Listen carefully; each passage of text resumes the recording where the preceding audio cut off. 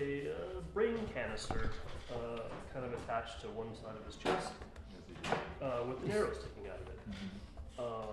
There is some kind of system on the right side, lights and stuff. He appears to move around pretty normally, maybe being kind of a dwarfish sized character, a little squat. Okay. But yeah, he also below that has appears to be a fetus floating in some kind of a cylinder. I was wondering if that was a rat or a fetus. It's a fetus. Oh no! I know who sent him. No! It's a fetus. Has a nice backpack. He's got some kind of like crotch jaw.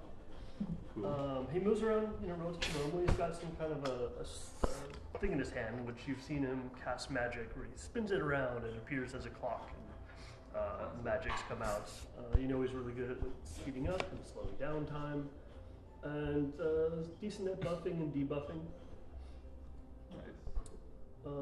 He's got some combat, but not really focused on it. He's also got a head that's on kind of a spring, so it kind of bobbles around.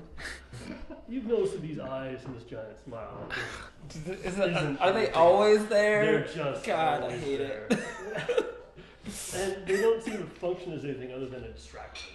It seems like an easy target for things to hit. So. But yeah, he definitely tried to stay out of combat because he is not great at it. But yeah, he's got a mysterious past that he can't half remember because of his brain injury. The arrow in his brain. His brain canister. Are you thinking yield 20 eyes for that? Just because he put fetuses on balloons once? Yeah. Okay. I feel like 20 eyes might have something to do with this, but yeah. That's metagaming, and I don't appreciate metagaming. Everything spreads from Evan's team. You will notice that he will frequently mention mech anus. Oh god. And the brain kind of quivers with excitement when he says mech anus, meaning mechanus.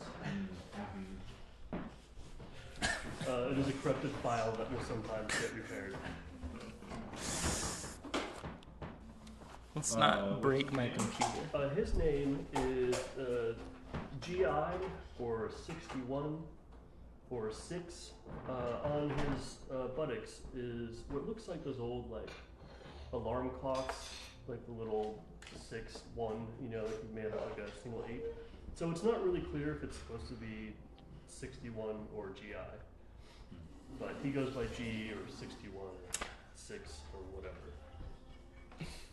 Okay. I guess it doesn't have to be the same system. And run to your class and level? It is rather, a level 2 warlock. My computer level doesn't 8 sorcerer. Hail? I don't understand our weather system anymore. So weird. So the thunder and chaos that happened. And it should be in the 70s at the end of the week. I can just move my computer, and then you will have a space. Okay. And that's also a clockwork sorcerer. Cool. Jared, you want to tell us about your character? Perfect. Thank you for going that way.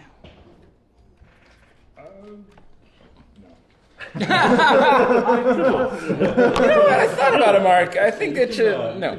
Pass if you'd like to for the moment. We've got a little more time to. I'll pass for a second, because I didn't figure out where my character's from. I mean, that's such a small detail. I know. All Evan said was he rolled into town one day. Alright. Now that you've pressured me into Pressure. No pressure.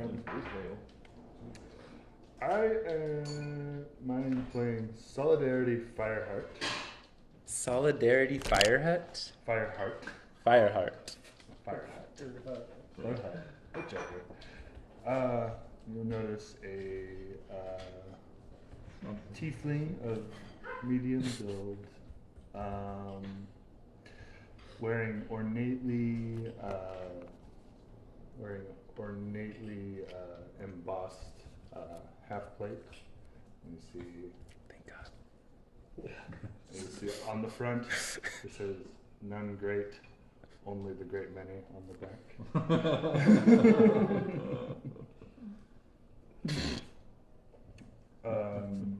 And you'll know that he has, having worked with him, you'll know he is of the Gullwig Smithies Guild of Gravestone Heart. Original. Nice. Rolled into town and has been picking up work with you all. Various protection jobs. Generally, Mr. Fix-It. Yeah, and also keep in mind at this level, you guys are the work you're doing is the kind of work that happens when other people attempt it and don't come back, or one comes back bloodied and full of fantasy PTSD. You guys are ones who they call when a ship is heading from Scofia into known lands or waters of with monstrosities in there, with islands covered in yaunty cultists and stuff. Like, you guys are the ones that they call when things have already gone bad at your level. You have a reputation for being able to deal with things beyond the mundane and the daily. Badass. And you'll notice clanking behind Solidarity is a giant steel replica of a boar known as Helmet. Helmu umlaut.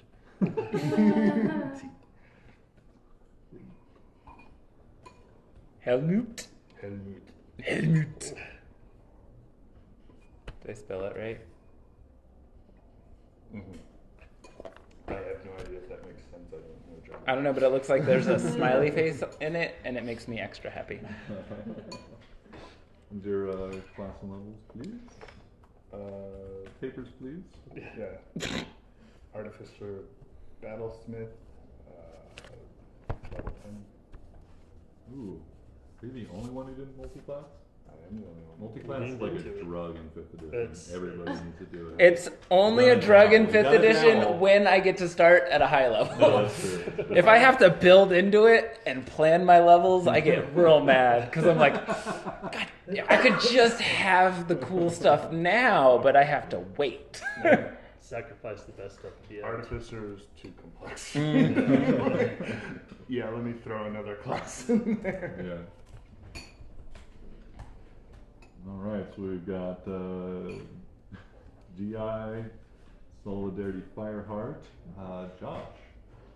Yeah, so you all have worked with Johann Ackerfeld for a bit now. You have actually heard of Johann previously. He plays in a band traveling town to town called Empire of Anarchy. Yes. You know that this band writes songs based on the jobs that Johann completes and the monsters that he fells. He's pretty private about his past, but you know him to be a very good-natured person. He's always passionate about learning about the communities of the towns that the band tours through and taking on jobs and helping people. Johann is a half-elf and dons a lot of, again, from the band name, I'm sure you can infer that wears a lot of dark clothes, a lot of dark armor. Johann, when he's playing his shows, incorporates a lot of pyrotechnics, stuff that he gets from artificers. He'll commission artificers to build stuff. Oh, yeah! Great. Merchandising. And I imagine whenever those he's shirts taking look a like job, you know Johann likes to provide a lot of like support for a group. He will like to get into the fray, so because he feels like that's where the best lyrics are at. He's not super great at it. He does best kind of as support for the band as opposed to being the front man. Just draw an analogy there. For the band? For the band? Utility player. Yeah.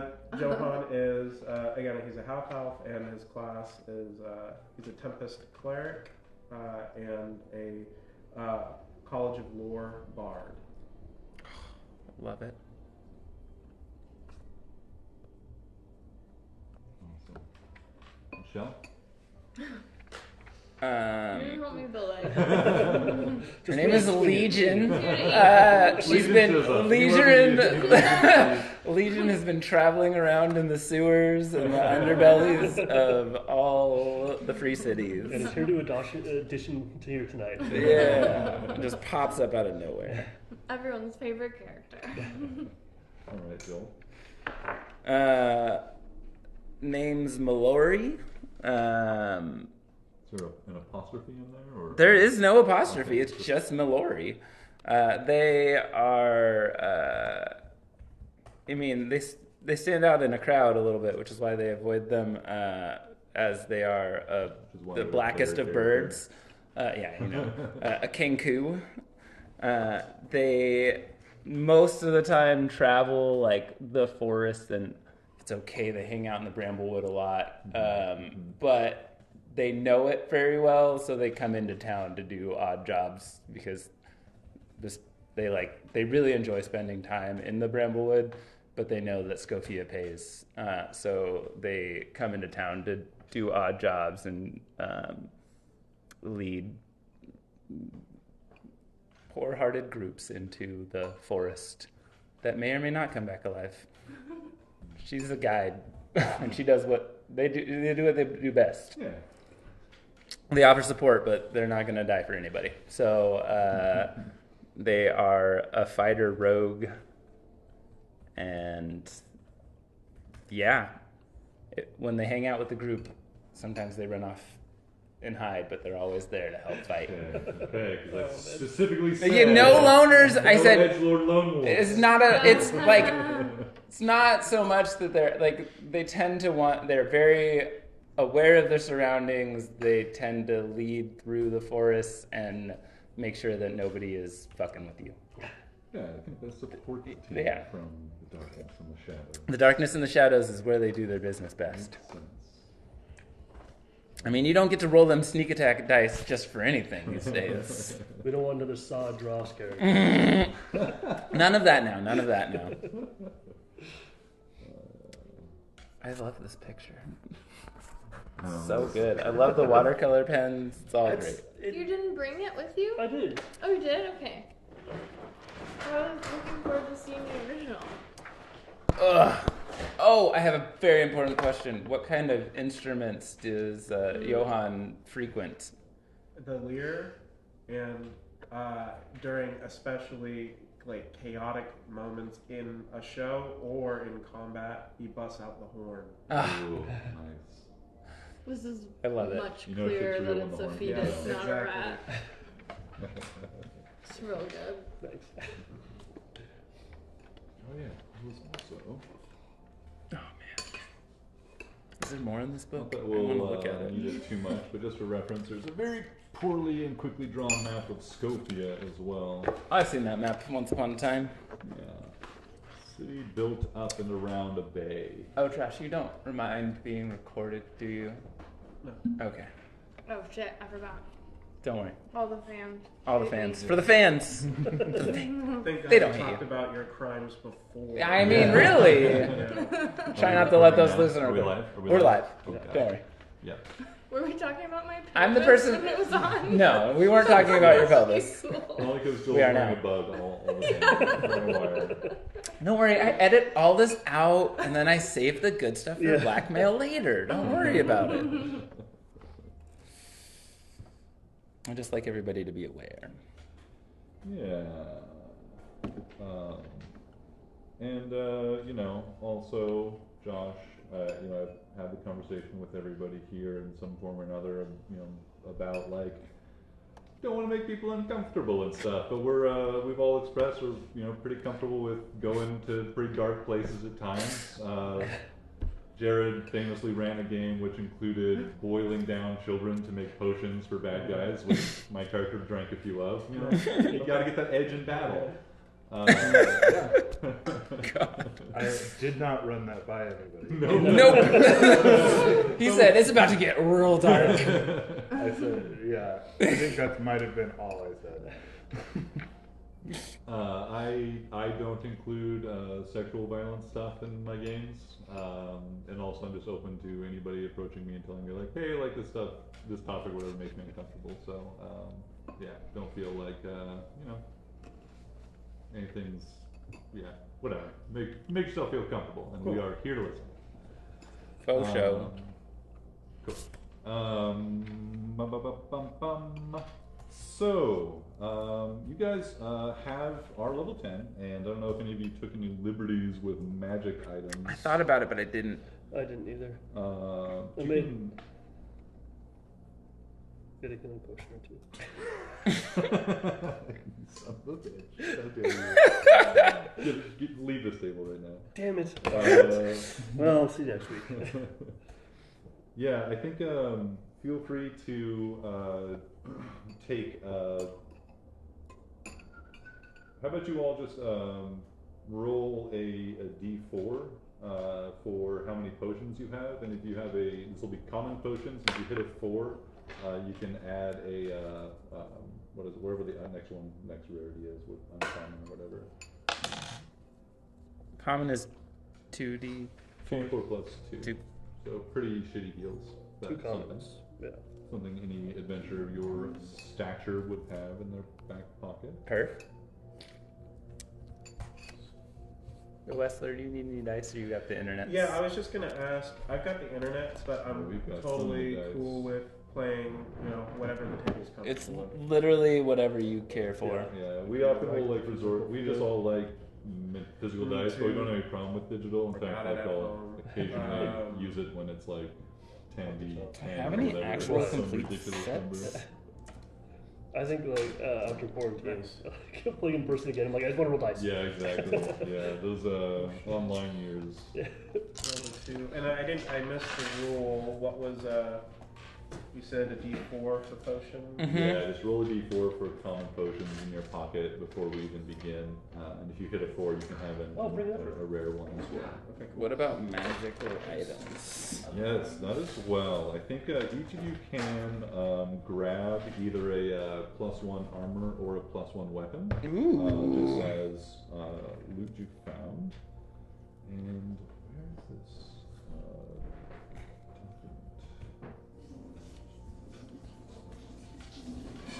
What else are useful if you know where they are? I disagree. Now, which one of my weapons do I want to be magical? And beyond that, so pick a +1 armor or weapon of your choice. And then beyond that, we can do a quick, I'll just have each of you roll a nice little d20 to influence your most recent adventure and what loot you will have found as a part of that. I like that.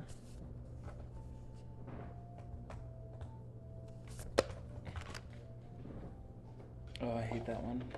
This one. I rolled a 15.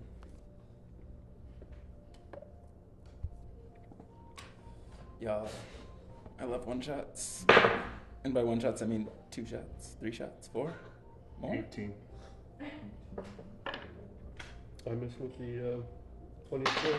It's just For the last adventures. For, Is it natural? It's natural, bro. Is it Natural 2 natural 20s? Damn. Those were some rolls, everybody. Start. Wow. That's the way we do business.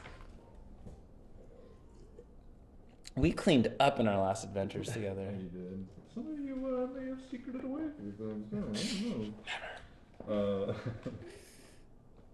Okay. We care too much about the team.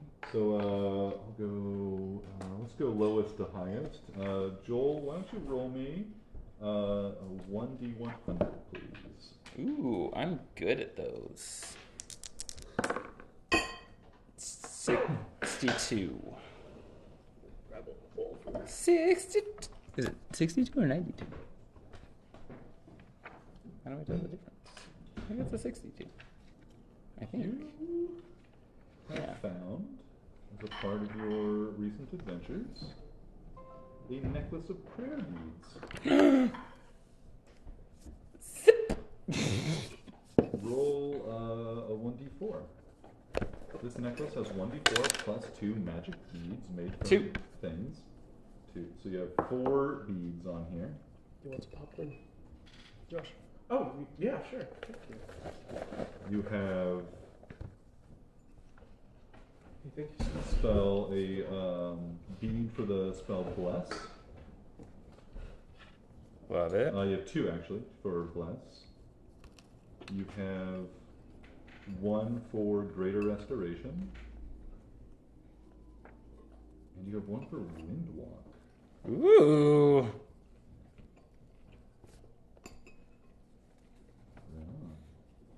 Yeah. All right. Thank you. Remember when my sister got a vorpal sword using a similar system for one shot?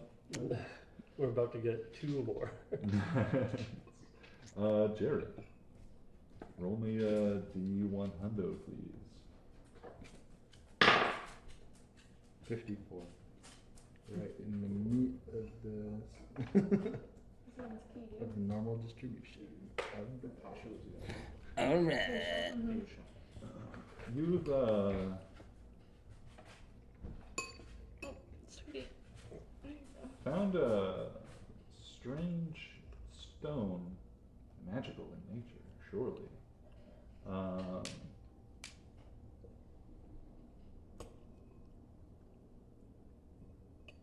This one is in, looks like a kind of a crystalline kind of structure. It looks like just kind of a elongated triangle. This one, if you toss it into the air, it'll float around your head at a distance of 1d3 feet. It doesn't really matter. And confers upon you a benefit. Ooh, you got your. You don't need to eat or drink while this thing orbits around your head. It's a stone of sustenance. It's not terribly exciting, I'm sorry. Yeah, such are the winds of fate. Alright. So, Josh, roll me 1d100 twice, please. 24. And nice. 69. Yeah. I think that deserves a Roll 2 more D100. Fantastic. So you have may add to your inventory boots of speed. Badass. And a ring of resistance. Even more badass. Ooh. So roll me one more 1d10 to determine the type. 2. Resistance to cold damage. It's gonna fuck up this whole game plan. We're gonna fight nothing but speed, and cold. the second one, I'm sorry. Boots of speed and a ring of resistance to resistance to cold. The boots of speed, you can bonus action to activate, and then it'll double your walking speed. And any creature that makes an opportunity attack has it with disadvantage. Okay. It can be used for 10 minutes each long rest. That's a lot of rounds. And Evan, D100 twice, please. 41.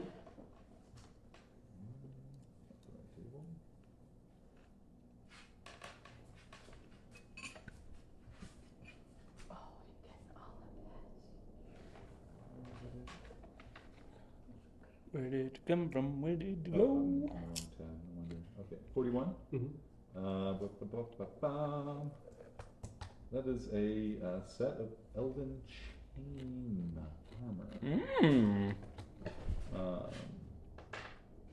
You can even consider. Well, you don't wear armor, do you? I can wear light armor. No, you can. Yeah. This is medium armor, but you are considered proficient with it as of this elven chain, even if you lack proficiency with medium armor. Oh, awesome. So it's elven chain. You can consider this your +1 item, so it's going to be effectively a +2. So its AC sets you at 15. Damn. So AC 14, or it's AC 13, and then it gets +2 modifier onto it. Cool. That bumped me way up. And that was your first roll? Correct. You 40. can have this chair. 40. Yeah. 40 and 41. Oh. Don't even know what this is. Oh god. Getting stacked, bro. What type of weapon do you use? Doesn't really use weapons necessarily. Mainly just sticks to like. I mean, he could use this thing as a mace, but he's got -1 strength, so and dexterity. He's not. You find a rod that can be used as a spell focus.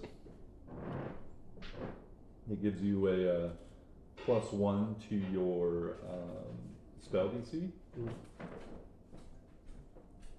And anytime you damage a dragon with a spell, you can add 2d6 damage. Ooh. Is that gonna happen? No, it's not going to happen. There are dragons, so you can really not even worry about writing that down. This is just a +1 spell focus. You never know if it's gonna come back. That's. I want it to happen now. Is there a name of that thing? You can call it a dragon's rod. It looks like a dragon stick. Mm-hmm. We all know what a dragon stick looks like. It's a 1/10 scale dragon stick.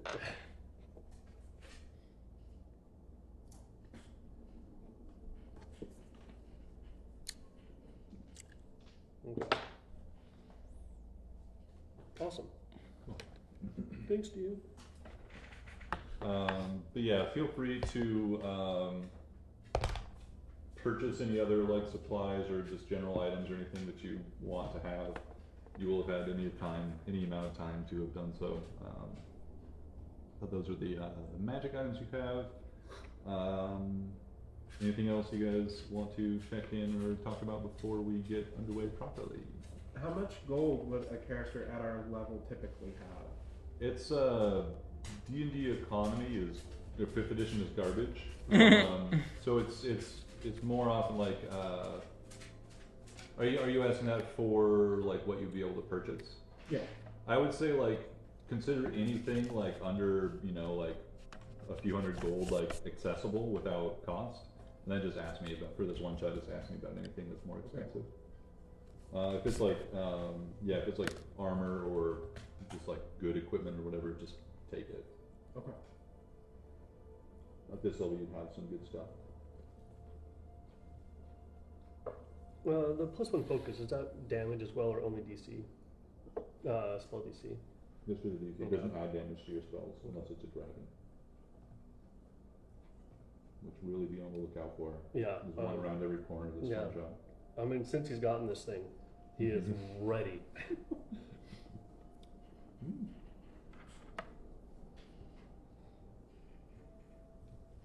Alright. Well, I'm going to go do one more time, and we'll get started with you guys in Scofia, learning about your new assignment.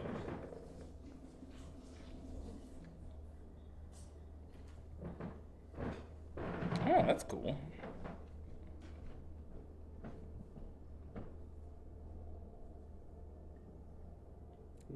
Oh, I can't use this.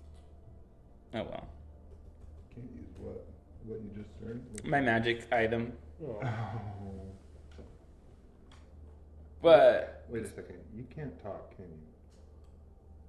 I can talk. No, you can only mimic stuff. I can talk. So you can remember stuff. So you. I've been hanging out with the crew for a very long time. Or however long we've been working together. And you have 10 characters memorized. Yep. But I do think that since we only have one cleric in the group, that I would give this necklace to somebody who could use it. Necklace of prayer beads. What does that do? You can cast the spell Bless twice, Greater Restoration once, and Windwalk once. Once per day. Windwalk, huh? Mm-hmm. As a bonus action. Windwalk is it? Well, I'll tell you if it's a cool spell. You can up to 10 willing creatures. It's a cool spell. Jared, that might work really well for your artificer. Gaseous form. I know it's just one more thing to manage with the artificer. Yeah. Sure. Prayer beads. I don't know that you can. It says a cleric, a druid, or there's one other class that can use it. This could have come out before artificers. Okay. Cleric, druids, and paladins can attune to this item of the necklace of prayer beads. I'm not among those. You can use it for the one shot. Never mind. I take it back. It's mine. Ancient artifact is made for general use by the old arcanomancers of ancient history. Thank the makers.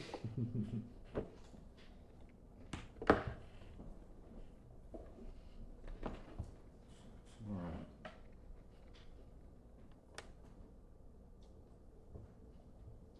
So our game begins in the bustling city of Scofia, along the southern coast of the Three Cities. You guys are known here as problem solvers, and recently you've had some success. The type of success that brings more people home alive than necessary, than maybe other mercenaries might. And for that you've gained something of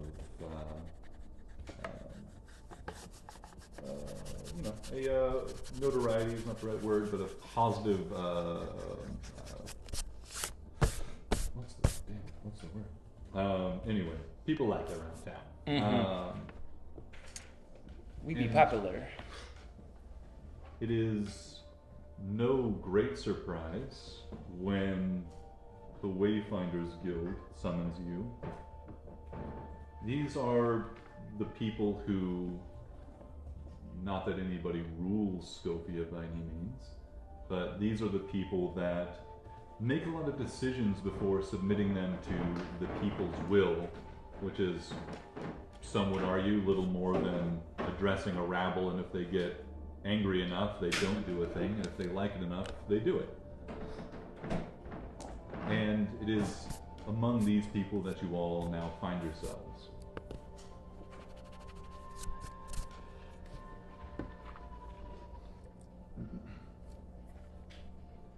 You are addressed by a elven woman with almost with eyes that often look overcast by turbulent waves in a storm, fluid almost in their movement.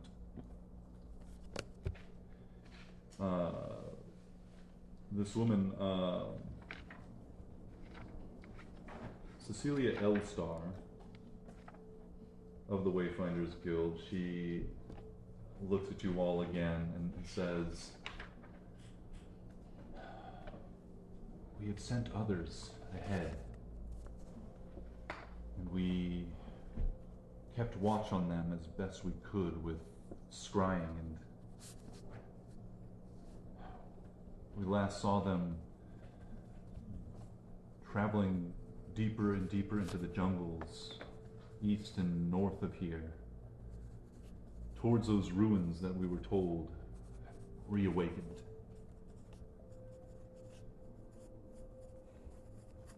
That was until this morning. We began the ritual of seeing again. We can show you what we saw. And she leans over this like large pool of like ocean blue-green water that is always in a turmoil. Clouds seem to grow or like seed and then grow over this for a moment and then clear in the middle, and you can see down into this now like calm reflective surface and see in a darkened place as outside this building that you're in, the sun shines, the bright morning sun shines. What you're looking at is a darkened outdoor space where what remains of the previous group sent lies still on the ground, bodies torn asunder.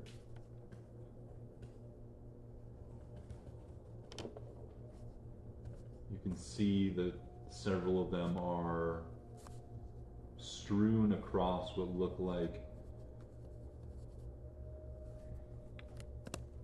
moss and kind of like overgrown large stone steps that are descending, it looks like, and these heroes, these mercenaries of Scofia, some pirates, some with more noble pursuits, but whatever brought them together brought them to their end, as they are all dead.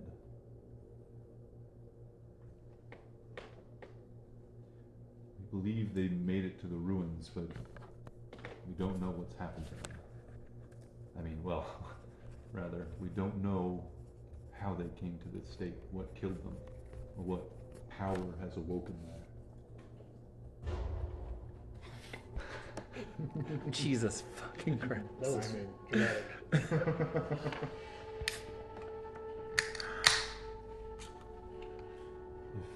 If you were all willing, we would have you seek after their path and find answers, and more importantly, secure Scofia from any threat that these ruins, this old temple or whatever it may be, presents. You all know that there have been strange things happening recently. More and more people have reported hearing whisperings in their dreams that they don't understand, in languages they don't comprehend. We've heard the dead walking through the jungles. Be on your guard as you travel. And just several days ago, we were all witness to that strange silvery wind that blew up from the earth and up into the sky. All that to say, strange things are afoot and the people are afraid.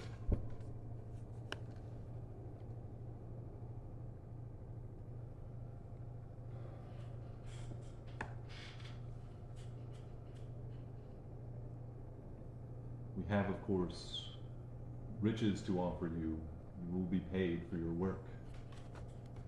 But if there is anything else that you desire upon your return, it will be yours if we can grant it. These are troubling times, and the people need some sense of peace and security. Scofia has always been home to refugees, pirates, people who want to live their own lives, people who have lost their homes, people who find no other safe haven. And that's being threatened. That is the very fabric of this city.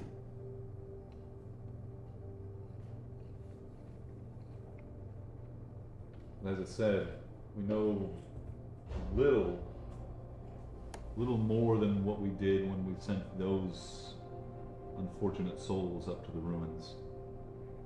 Just that some of the locals had seen strange lights in the darkness there. They had lost some people, that they had wandered off in the night, but that the ruins seemed to be awakening.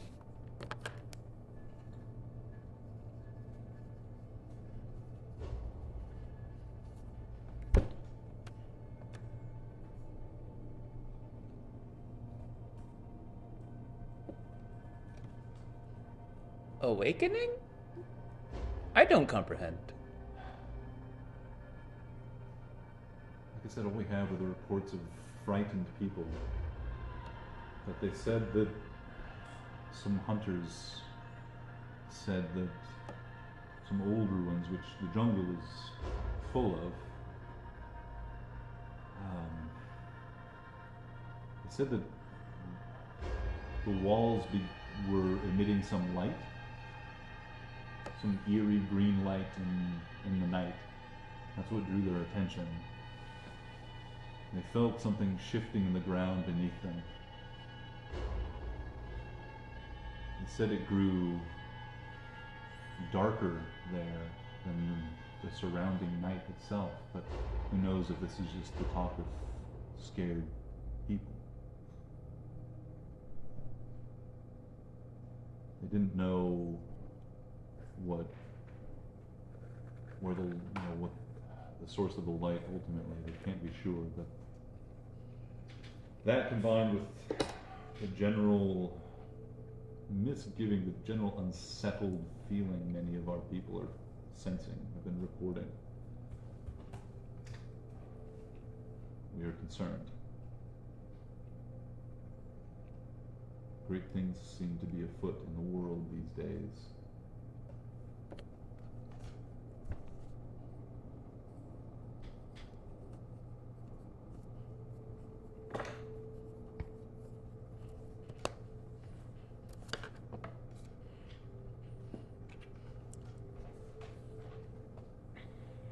Maybe you have any questions before we go announce our plan to the people?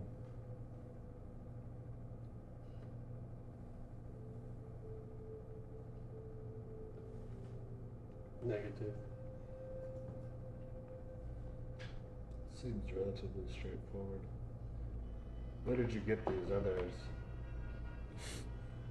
We were not unlike you, mostly locals that are trying to make a name for themselves, trying to earn some money, but not as capable. We didn't know what we were up against. They were really just sent out to find more information in return, but seems they'll never will. When did you lose contact with them? You said you scried, and then when did that stop?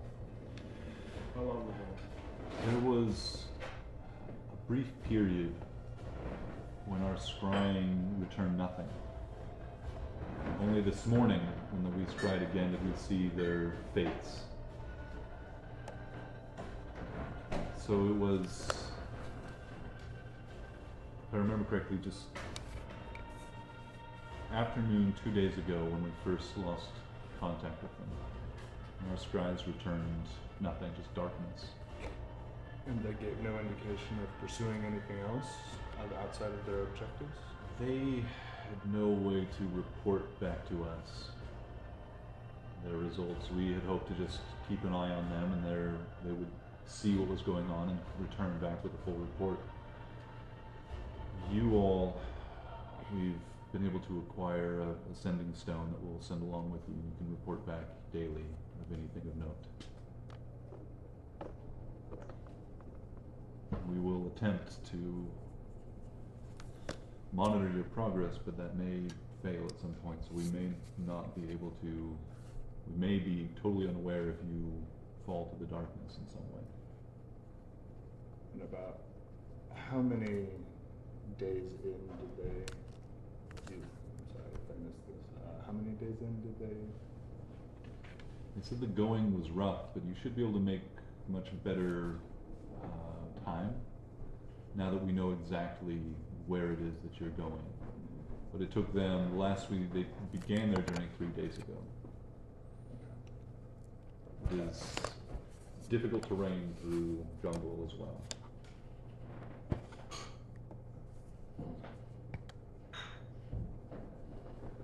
You will likely, if you follow their path, you will likely come across some of the small communities and villages out there. They will, I'm sure, offer you a place to rest as needed, or just be aware if you do camp that the jungles do harbor their own dangers, even in less dangerous times. What dangers? Beasts lurk in the jungle looking to feed. There have also been occasional reports of monstrosities lurking. It's been some time since we've had any undead sightings. That is of great concern to us.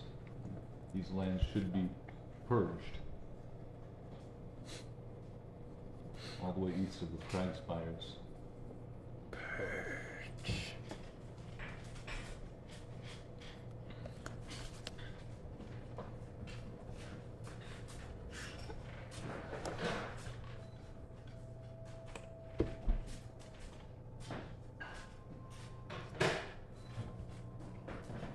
Have I seen any undead in the forests lately?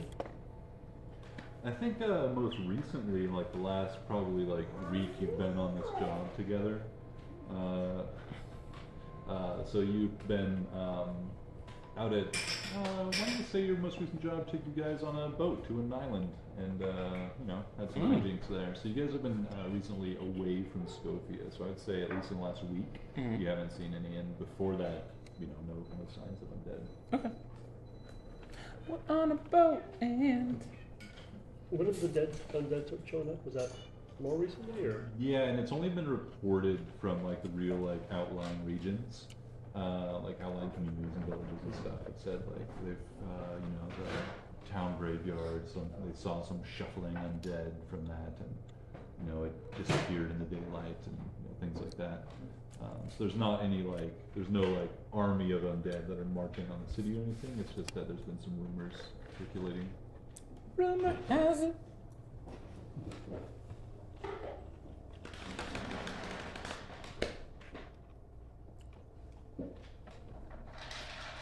We are willing to go deeper and deeper into the jungles. Good. I'd hoped you'd say that. We are certainly depending on you, and if things are too much, we don't wish to see any more valuable members of our community lost to whatever this is. So if things are too dangerous, we'd rather you return with information than meet the same fate as the last party. But know at the same time, if this is a great danger, this may be our best and only shot to deal with it before it becomes worse.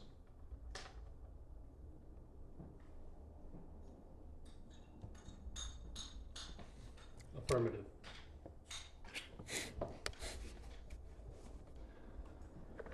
Always to the point, GI.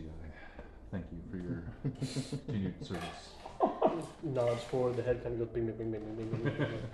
With increased threats, we can scarce afford for fewer people manning our wall. Agreed. And Oh, watch out for the dog. She's a goblin. She'll Oh, steal yeah. anything. Oh, yeah, The nicest asshole. you're a cute little asshole. yeah.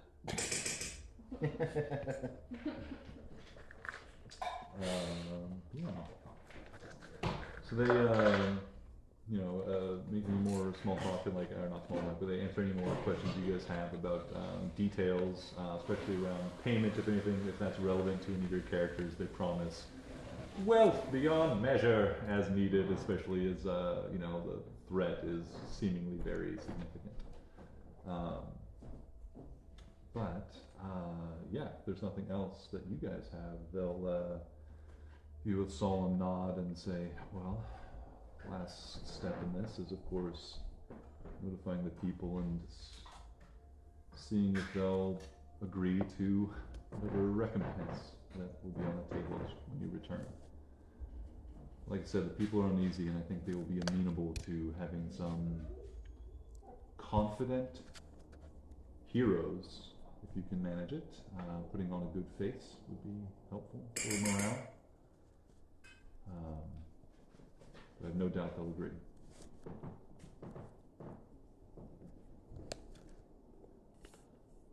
Confidence is something we don't lack. We are confident heroes. We have accompaniment if necessary. I needed more material for my next album anyways. That's great. That's great. I'm here to serve order. Well, Scofia has never been a bastion of order, GI, but we do certainly appreciate your efforts to bring some peace and calm to our community. Affirmative. I'm sure, Johan, the songs you create about this adventure will be sung in Scofia for hundreds of years to come. If I'm not doing the singing, I'm sure we can work something out. When we get back, we'll figure it out. Good. They, gather you all, and after shaking hands and just kind of a more formally confirming the agreement you all have made, some servants open the big double doors that are you guys are pretty much in the center of Scofia, just up maybe just 15 feet from the floating docks that make up such a large portion of the town and the common areas. And you step out into the salty, fish-smelling air and the sound of a great number of people milling about and talking amongst themselves, some having heated conversations. But the thing you note is there is a tension in the air as everybody is murmuring and discussing, and in some case arguing over what ought to be done, or what danger it is that is coming to the city. Many people you can see in the distance at the deep harbor across the bay. You can see that many ships are beginning to that were in repairs are trying to set sail, get themselves back into the water as soon as they can, so they can leave this place. That many of the many of the sailors and pirates are just deeply what's the word? Not suspicious, but they see signs and everything. Superstitious. Thank you. It's deeply superstitious, and once they start seeing signs in the air, they're oh, it's going bad. Let's get out to the sea where we, can trust our luck. So there are many people that are already beginning to kind of evacuate the town. Many of those who can. Watch out for pirates. Yeah.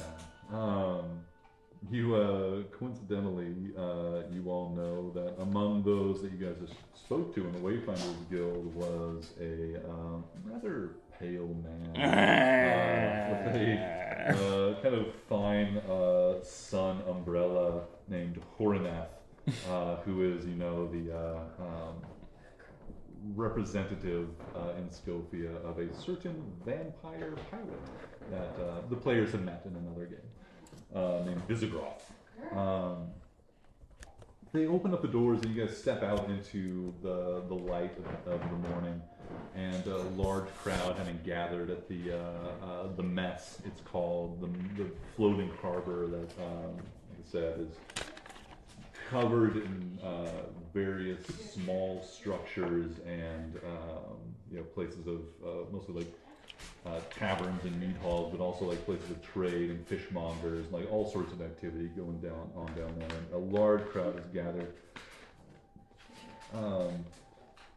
and someone that's just been talking to you, Celia Elstar, steps forward and she says, "People of Scofia, I know you were all concerned about the rumors that have been spreading recently.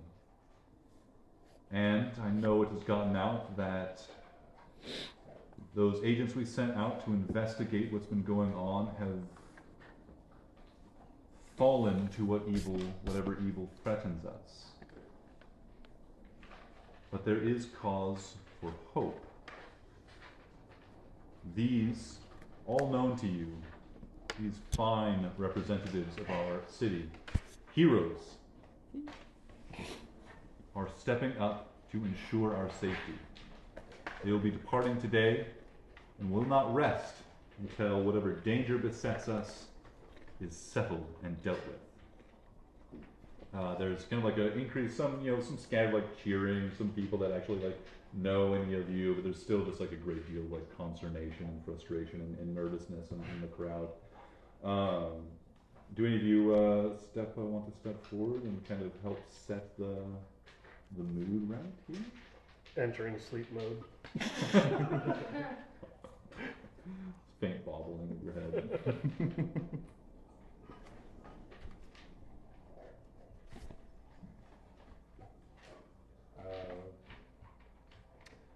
Solidarity will use the ability in her. She pulls out her hammer and just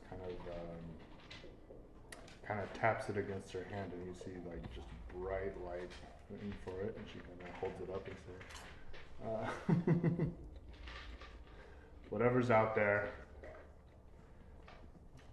we are capable of defending you, or at least defending you. So rest assured that we will find the answers to.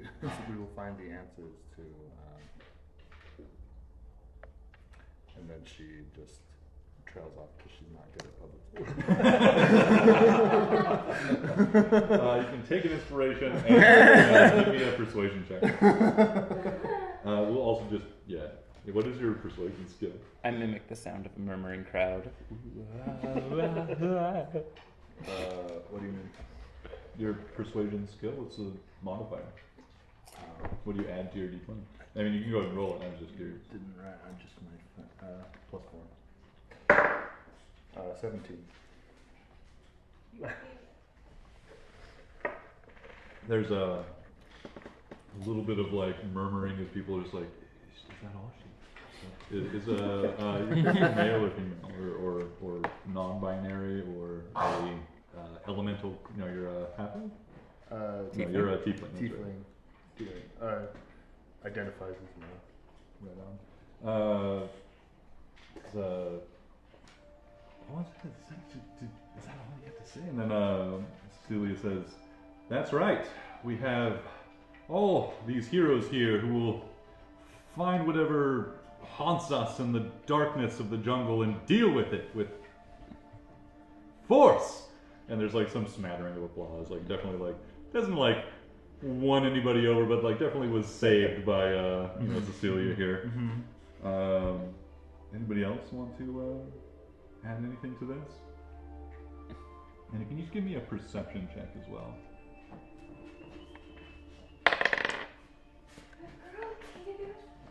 Perception? Mm-hmm. I got a 7. 20. 13. 8. Yeah. Right on. Anybody else want to add anything to this moment? So yeah, I'd like to cast thaumaturgy and increase my voice by kind of 3 times its normal volume. Oh yeah. And I'm going to break out my horn. Just have that kind of at the ready. People of Scofia, you've seen me play in your taverns, and you know that I'm a man of my word and a man of skill, and I assure you that this group of adventurers is up to the task. We will rid these jungles of our undead. We will go to the temple, and you can hear all about it at my next album. But I'd like to give you a taste of what I have in store, and that's where I'd like to kind of perform a little bit to help kind of put people at ease and cut tension. Beautiful. Yeah, give me a persuasion check. G is also at the same time going to cast Minor Illusion and start shooting out like sparklers behind him. So if I'm playing an instrument, would that be persuasion? Oh, you can do, yeah, if you want to, you can make this a performance if you'd like. Cool. Okay. Do the sparklers not add anything? Where's that, why is that controller on the table? Oh, Is it's that- mine. Oh, it's yours? I was like, why is my Wii I controller out gave here? it back to him. What was that? It looks like a 13. 21. 21. Savage. Fantastic. There's there's like kind of like an eruption of excitement in the crowd and a lot of like hell yes, and there's even like a few people that begin like just doing like some throat singing, like you're one of your last like background vocals, Yeah. like some die-hard fans, just like picking it up in the background. And with that previous 20 of perception, there's something else you notice there.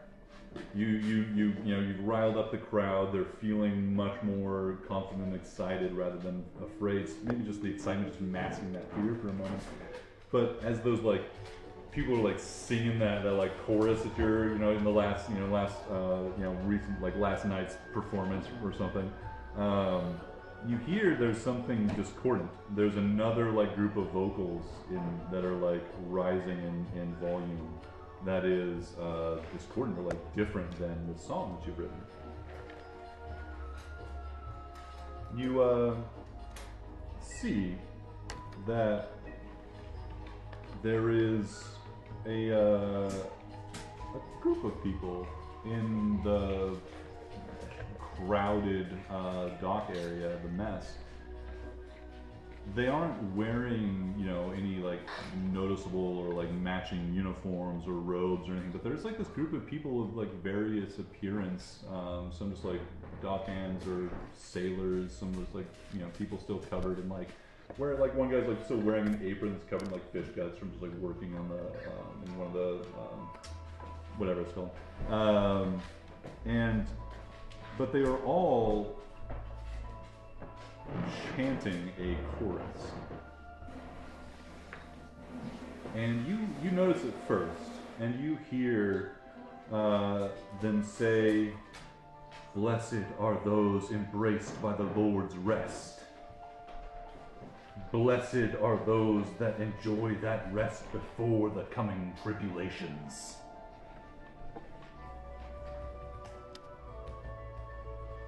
And as the excitement dies down for a moment, Cecilia, she steps forward again and she says, "That's right, we have some of the best and the strongest and most capable that our city has to offer, are taking the lead on this dangerous venture. We, of course, are willing and have agreed to provide them compensation in virtually any way they see fit should they save our city from this evil. We do, of course, need the people's approval for this expense, as it will be added to the local demands on any haul or salvage that is brought back to Ketten. There is a like growing just like shouting like yeah fuck yeah send them, like just like people in the crowd just like still riding the high of your performance, and the excitement of just having hopefully an answer to this fear that's lurking in the town. And in that moment, like that kind of like that excitement, that roar of just approval drowns out the chanting, the chorus that you're hearing for a moment. It's just this moment where you guys are kind of like bathing in this wash of noise, all standing, not on a stage or anything, but merely just like on the raised path, maybe like, again, like 10 feet higher than the current like level of the mess, the docks there, given the tide. Do you have this moment just to bathe, to bathe in the excitement and the, tense, nervous fear of the people here, all celebrating you guys being chosen to take on this dangerous mission?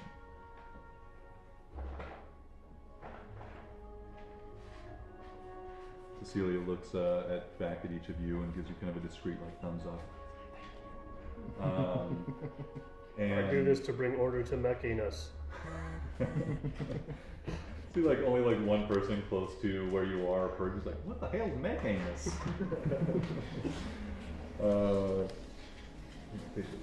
That's a lot. Go down. And as that begins to die down, you've noticed it first, having been listening to it, and eventually the rest of you hear it as the rest of the crowd dies down, and you notice becomes aware of this chorus being spoken in their midst. You hear, Patient? No. Bad dog. They all say that. All together. That's kind of weird. Creepy. That's weird. Patient, go away. Go away. They say, what was hidden has been revealed. Blessed are those who see him. Blessed are those who hear him. Blessed are those that hear his warning. Suffering awaits all life, but torment comes. I'll look at. I'm gonna have my bow and arrow just Let's roll initiative. grab. Damn it! I was grabbing my bow and arrow. 1. 15. 11. Wait, no, plus. Yeah, 15. Yeah, 11. 14. You guys do this every time, but I'll ask you for your initiatives here in a moment. Nope. Nope. I said it once, I'm not saying it again, Mark. We've heard your instructions. We've ignored them. We're going to continue.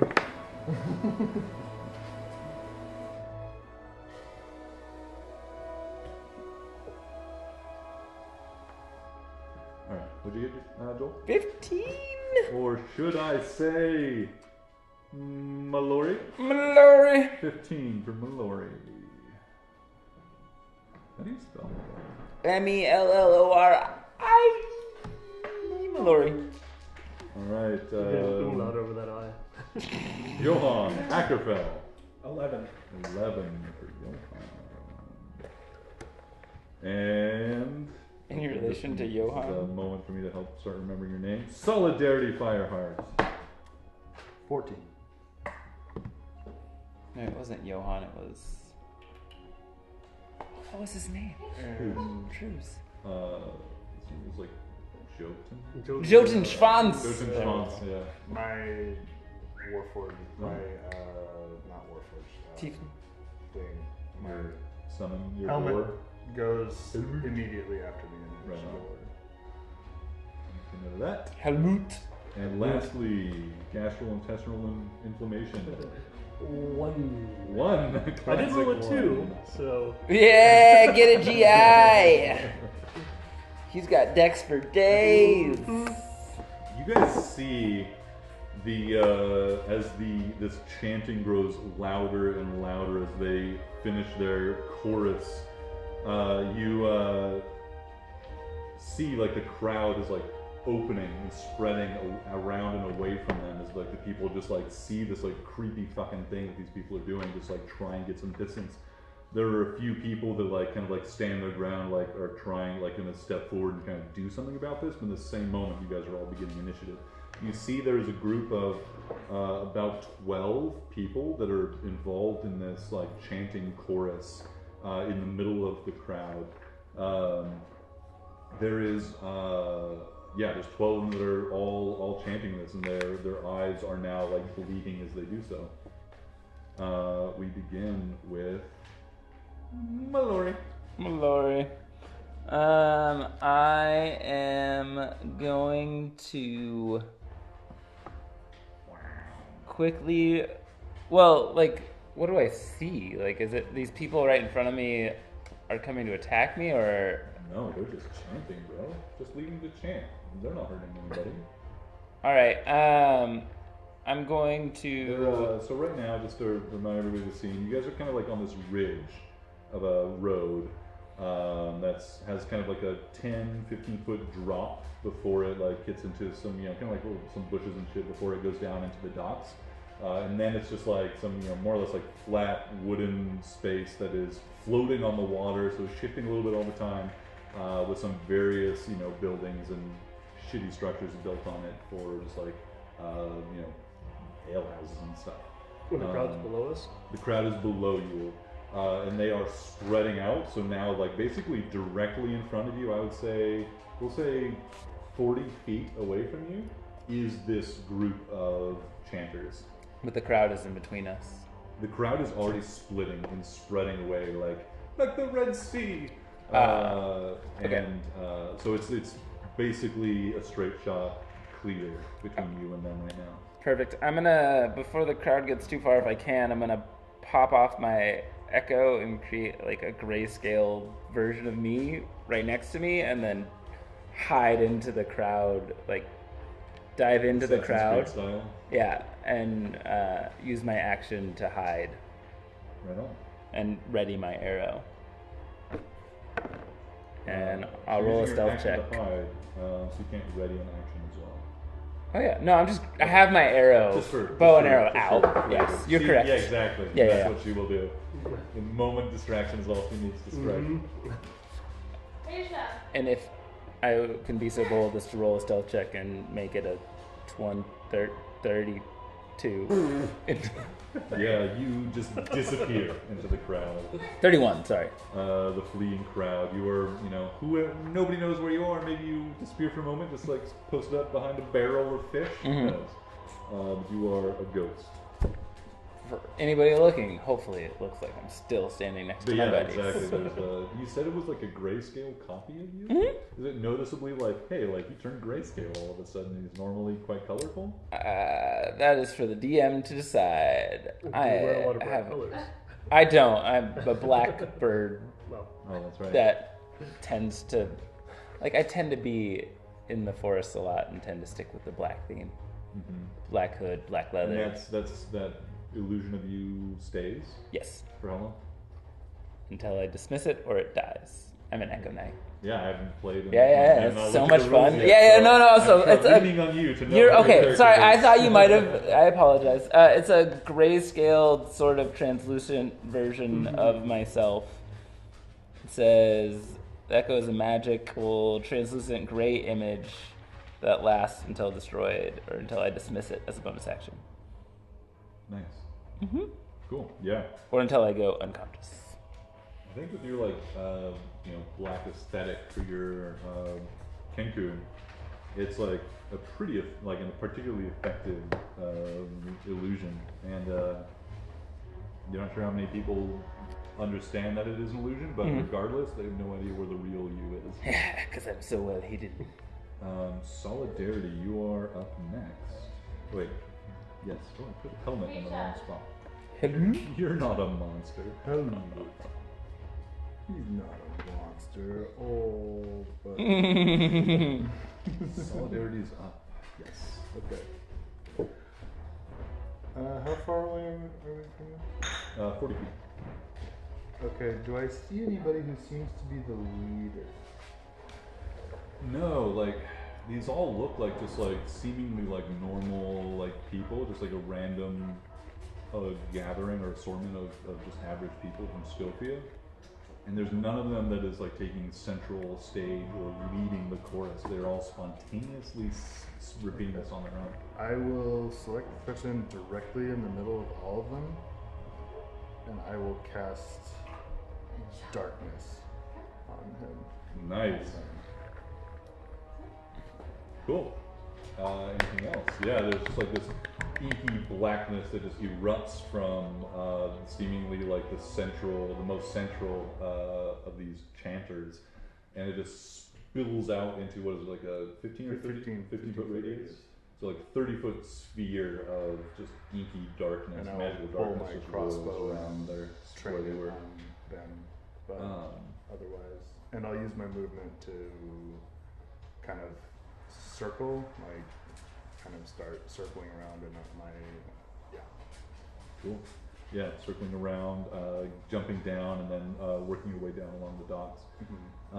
There's a great shriek of panic as people see this inky blackness just like explode into reality here on the docks. More people are just like convinced, like, oh, the chant, like people like chanting this chorus summon some evil darkness, and they're fleeing, or continue to flee.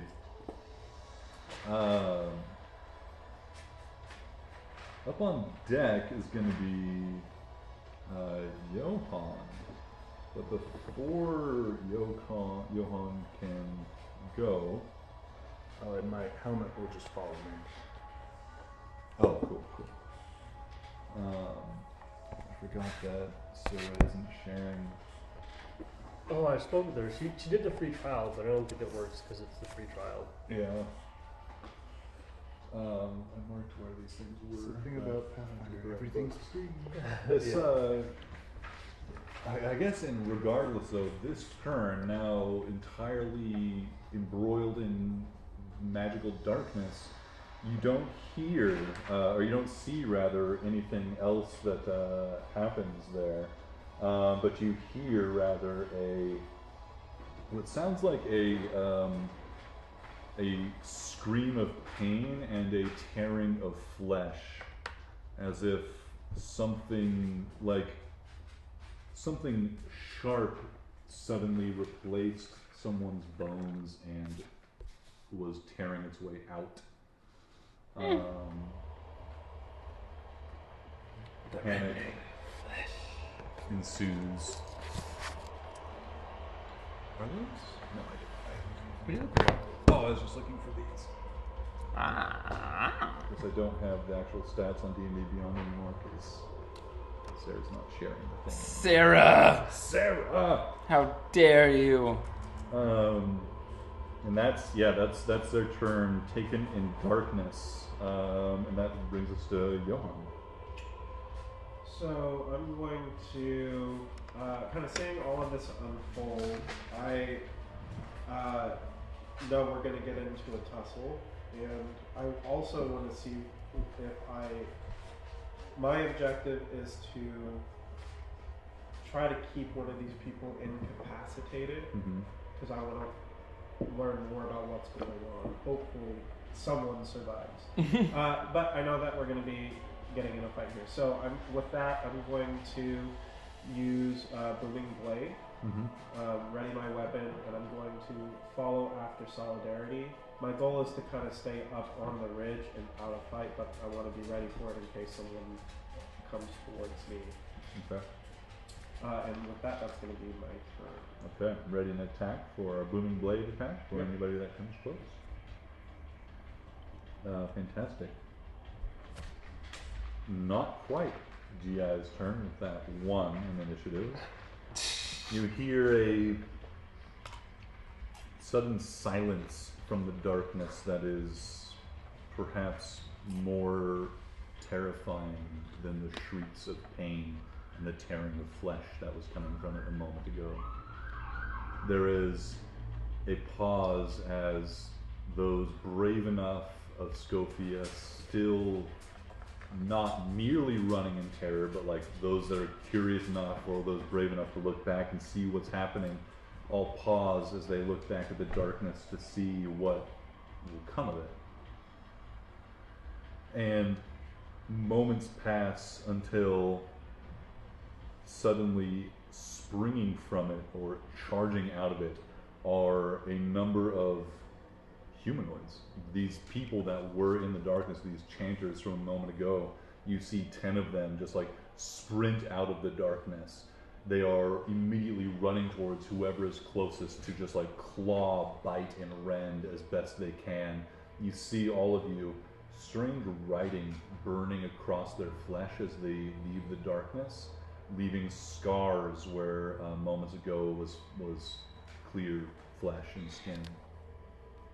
These creatures sprint out of the darkness. Are any of you within 20 feet, do you think, of this feat at this moment? That would put you down on the docks in relative proximity. I was hiding in the crowd, which were closer to the docks, so I'd probably be the closest, but I don't know if I'm within You're 20 hitting feet them, of it. so, yeah. You know, I was circling. I was staying as far away as I could. okay. Just keep And you were range. nearby? Okay. Yeah. So they spring forth, sprinting out of the darkness and run mindlessly in at a rage, just rending and tearing at anybody they can come close enough to. This is all these attacks fall upon the just moments ago gathered people celebrating your departure and your acceptance of this mission. The people of Scofia are ripped and torn. Several people go down, and these creatures continue to look hungrily and full of rage at all the burgeoning life around them. These are clearly creatures of hunger and rage, and I think at level 10 you are probably all enough to catch the scent or the sense of undeath clinging to them at this moment. GI, what would you like to do? How many of them were there? 10 that sprang from the shadow. GI is going to focus on the 6 closest. Say, they are here too early. I must slow them down, and is going to cast slow on them. In a 40-foot cube, so I'm assuming if I could get all those folk in there, or as many as I can in that 40-foot cube, they'll have to make a wisdom saving throw. That's a big DC ass cube. 17. You see, there is just this I'm gonna say that you catch. Yeah, you are able to catch 6 of them in the area of effect, and they immediately just begin to just slow down visibly as people are able to one moment this person was about to be struck, and the claw just slows down in air, and they're able to duck out of the way and stumble and sprint and flee. You've saved lives with this spell very clearly, as these things are put to a crawl, and many people are able to sprint away. And as a bonus action, you'll see the little fetus kind of the water glow for a second as psychic force launches out, pushing one of these creatures that are about to attack someone 5 feet away. And what mechanic are you using to This do is this? telekinesis. Hell yeah, awesome! Telekinesis is so fun. Yes. So you are going to The shove very a end creature. of Tasha's. You have to roll a. God damn it. Strength saving throw. Strength saving for just one of them. Yeah, just one. It's a natural 20. Yeah, you see the glow flow for a second, and it's kind of there's another civilian in the background who goes, ow! Nice. It just stands up there, continuing to monitor the situation. Nice. You see that the members of the Wayfinders Guild, these not really leaders, but at least decision makers of Scofia, all leap into action. These people are not necessarily adventurers or fighters, but they are not lacking in some skill, and they just leap into action variously, providing aid to those harmed by this stuff, dragging people out of danger. Some of them even casting minor mending cantrips and spells and stuff, trying to save people. But the main threat of this is still, at this moment, best dealt by you guys. Mallory. I'm going to draw my bow, and from my Echo Knight, an arrow is going to fly out towards one of these creatures. Cool. And I shall attack from them for a 18 to hit. 18 hits.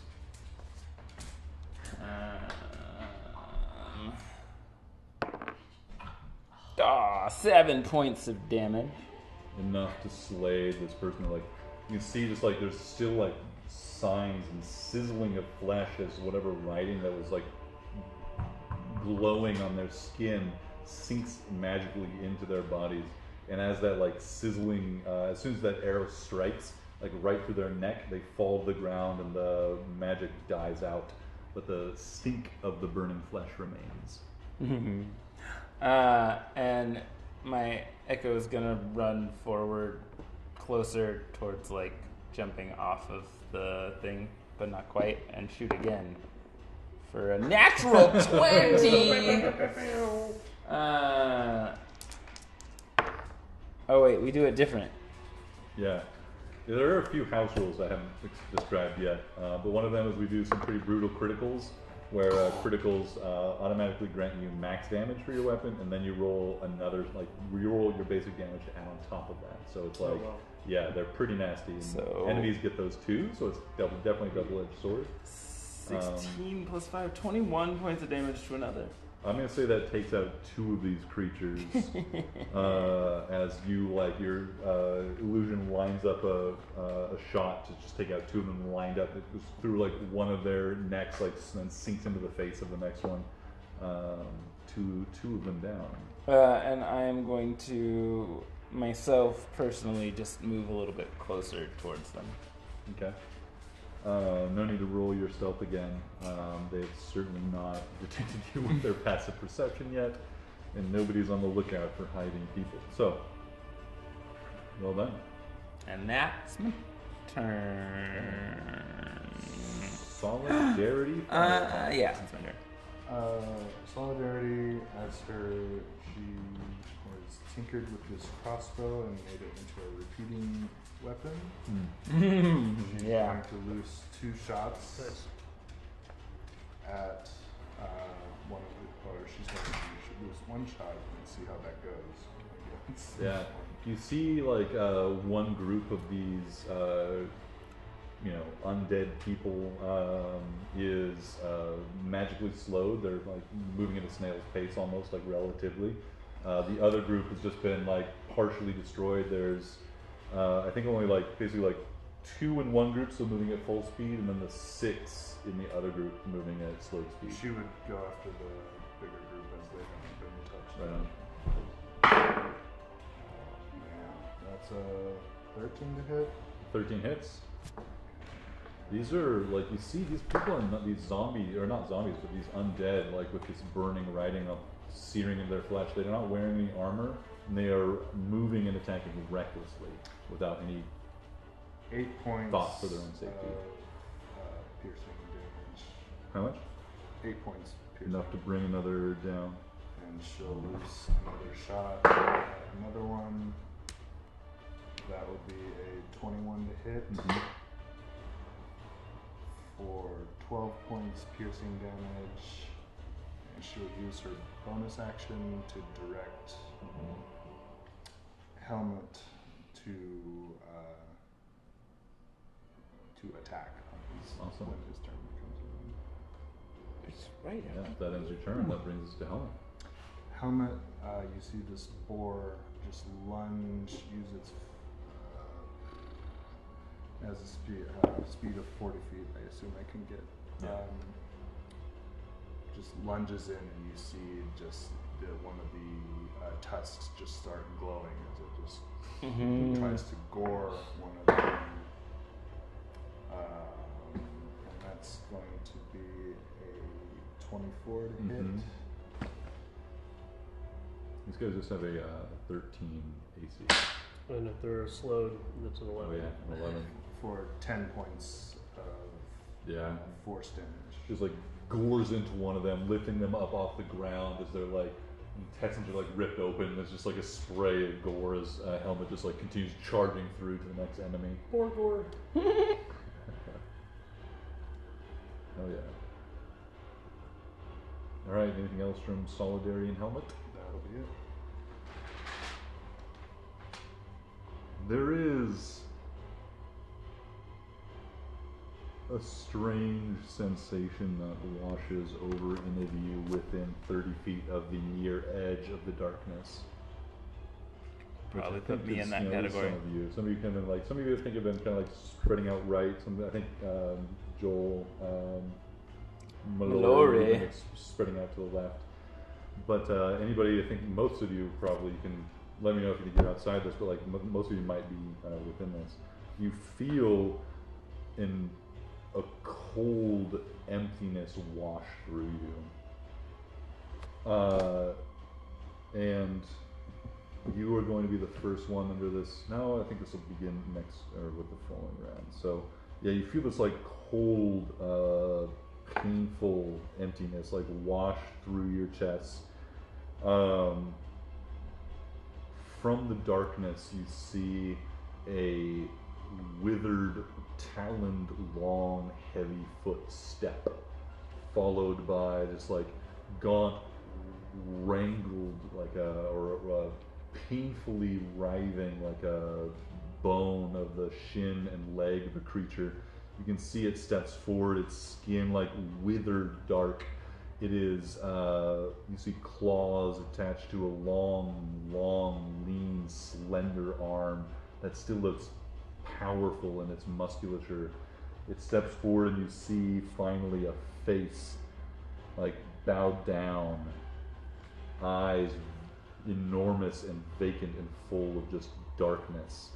And beneath that stretches a long, blank, open mouth, and it wails with this horrific sound of and this coldness washes over you. It merely looks at the nearest cluster of Scofians that are like trying to like pull themselves to their feet, scrambling away. They look back and meet eyes with this thing and are struck by necrotic energy.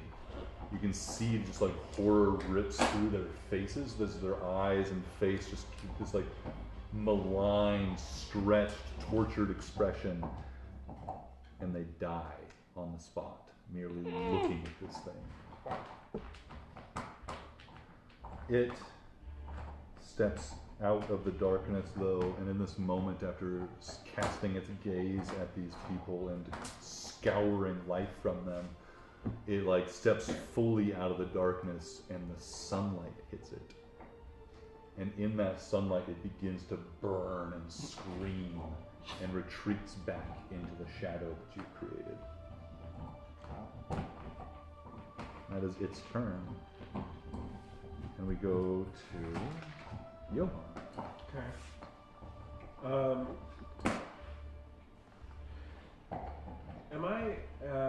Do I notice that the inscriptions that are on the zombies, the ones that are searing into the flesh, are those, do I know anything about those? Do those look familiar to me?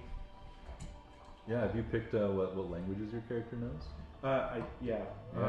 It's Primordial, and Dwarvish and Elvish. Primordial, Dwarvish, and Elvish. None of those, like, it doesn't match any characters that you recognize, but you can give me or that you're fluent in. Give me an intelligence check. See if you can place at least like the characters themselves. Oh, I forgot to finish that part. Oh well. You know all languages currently, and none. 5. 5. It is it looks nasty and bad, but that may just be because it's burning into people's flesh as it's being written. Okay, what I'm going to do is cast, how far is Mallory from me? Did you go right or left? Because he followed you. Right. I'm on the left-hand side, so... Let's say 50, 60 feet. But I'm pretty well hidden at the moment. Yeah, I think at this point, Nobody knows. Mallory's so hidden that nobody knows. How far away is GI? GI's standing on the stage, so I don't... Yeah, he's pretty far away. 30, About 40. 30, about 30 feet. He probably hasn't moved from his location of firing Okay. And Solidarity moves just a little faster than me. I'm assuming you about 20 feet, 30 feet movement speed? 30 feet. 30 feet, then 20. Okay. So I'm kind of smack. Alright. So then I'm going to cast Bless Nice. on GI and Solidarity. Is there at first level? Cool. And it's 2 targets at first level? It's 3 at first level, nice. but Mallory's too far away. Yeah. You can get yourself as well if you'd like. Oh, yeah. Yeah. Let's we'll do that. Okay, great. So whenever a target makes an attack roll or a saving throw before the spell ends, the target can roll a d4 and add the number rolled to their attack or saving roll. Nice. That's going to last for 1 minute. Right on. I'm not. After seeing what I just saw, I'm not moving. Are there additional Scofians that could be killed by that? I'm trying to gauge the. Yeah, that thing like stepped out of this like 30-foot sphere of darkness. Just like you felt its presence before you saw it, and that moment where it stepped out, you're like that is the thing that my body or my mind or my soul or whatever is afraid of or feeling right now. And it merely by like looking at these people that were maybe like 20 feet away, it sapped life from them. So like if this thing wanted to, it could like move to another portion or another like edge of that. And if anybody was within, you don't know how much distance, and looked at it, it could kill more people for sure. Okay. But there's probably potentially in the dozens, as we're only in the second round, so that's like 6 seconds have passed since these guys really showed up on the made their presence known. Okay. Cool. Yeah. I'm gonna end my turn there. Okay. I'll say that both that in this moment you can still feel the aura of this creature that was in the darkness. You know that it is like, I think that you would have felt it like approaching you and receding from you, so you would know that it has some amount of limited space. You can move away from that if you want to try and get out of that aura, or you can stay close where you are, but that might have some, you don't know what. I'm going to move probably just 10 feet towards GI. Yeah, so that's enough more. to get you out past the edge of it. Yeah. You feel just this like coldness, it's like stepping into the sun from a deep shadow, and you feel this like warmth kind of fill your body again. Okay, cool. Fantastic. So we have the remaining of these undeadified Scofians who are still leaping, charging, and clawing at anybody they can find. You guys have already slayed 7 of these creatures, so merely 3 remain. But they still are chasing and clawing into anybody that they can find. And 2 more locals fall to their wounds or their attacks. But really, you guys have already cut down 10 down to 3. GI, you're up. And Mellory, you're on deck. Beginning of round 3 next. GI is going to start spinning his clock arm in his hand, and a clock appears and says, "You cannot hide in the shadows." And you see like time reverse itself from that cloud of darkness just disappear. Reverses back in time. What mechanic is doing this? Dispel magic. Oh, is it under, what's the level of the spell? It's level 2. Level 3 or under. So automatically, yeah, awesome. The darkness seems to just like suck back into whatever like point in space that it expanded from, and is illuminated. You see sunlight returns to the entire space, and you hear the screams of this horrific creature as it is once again under the sun. It'll attempt to push one of those zombie creatures down again if we can, or just push them away from whoever they're after, which is a strength saving throw. Yeah. 17? 17 I think will save. Once again. Once again. Ow! The same dude just doesn't get it. What's going on? What is happening here? And she is stunned. We'll continue staying on stage. Right on. All right, after GI, Mellory. I'm assuming I'm still hidden. Oh yeah. And when I'm hidden, do I get advantage on shooting creatures? Yeah, if they don't know you're there. Perfect. Seeing this thing come out of the shadows and being giant, I'm gonna neglect those things up there and pop a shot off at it. It's not giant. Oh, well, It's bigger. human size. Human It's size. just scarier. Scarier Yeah. thing. Popping out of the shadows, not liking it. Oh, come on! 5 and a 6? Dice are terrible. Still, 17 to hit. 17 hits. And I get sneaker damage because I'm sneaky.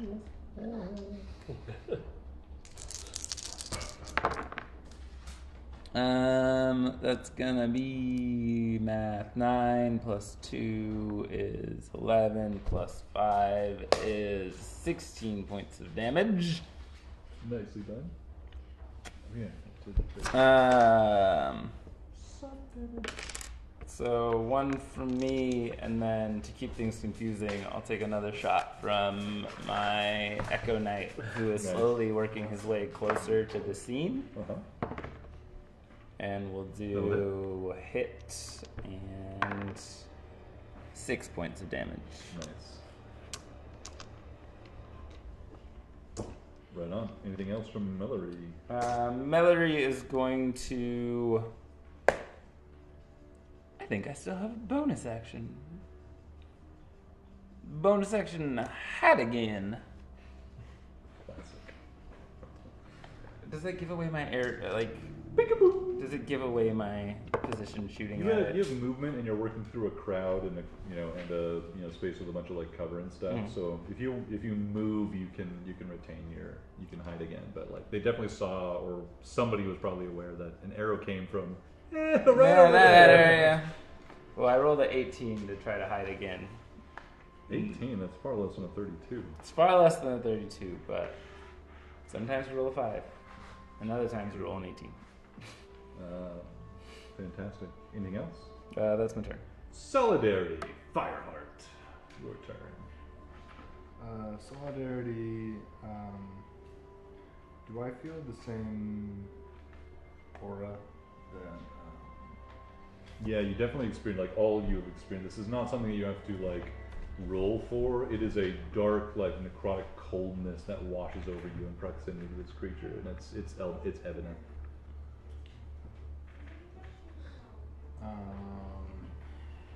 So I'm pretty much by myself. I'm going to start backing up.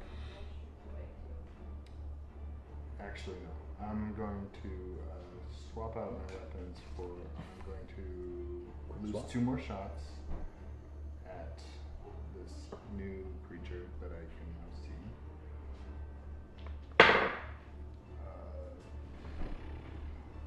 So both for above 20. Oh yeah, both of it.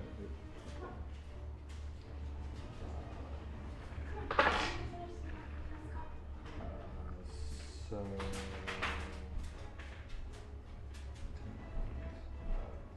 19 total points of piercing damage. I'll use my bonus action to direct Helmet to gore the newly appeared creature Excellent. Yeah. with my bonus action. Helmet will do so. Natural 20. Get him, Helmut! Damn. So how much damage does the gore do? Like on max, is it a D8 or a D6 or? Yeah, it's a D8. So it's 18. It's a 8 plus another 11, and I'm gonna use so much shit. And I'm gonna add an arcane jolt to that. So the target will take an additional 2d6 force. Oh, God. Oh my god. That's And also, Helmet's 12 a paladin plus- is going to divine smite.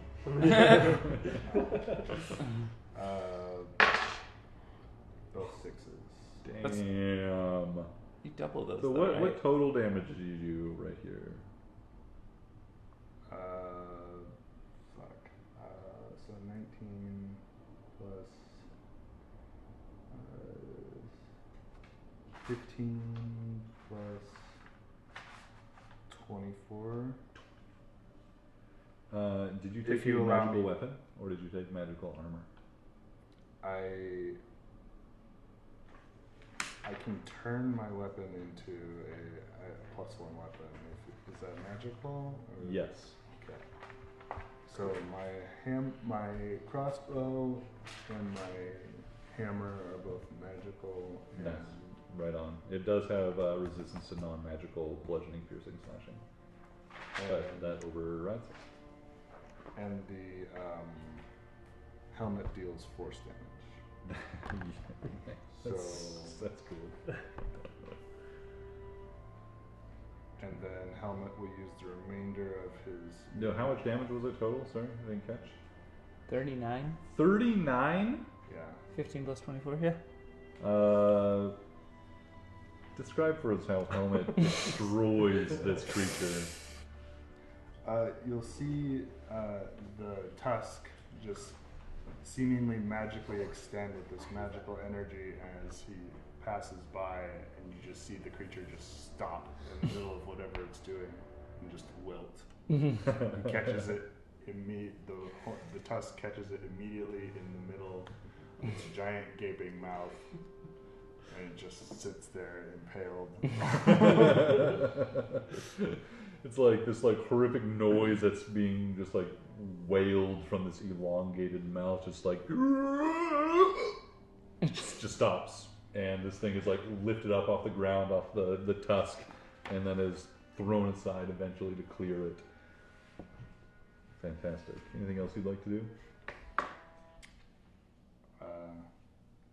Solidarity will start moving towards his. No, that'll end my turn. Helmet will start retreating towards carrying his prize over to Solidarity. I mimic the sound of the muttering crowd again from my hiding spot. Just.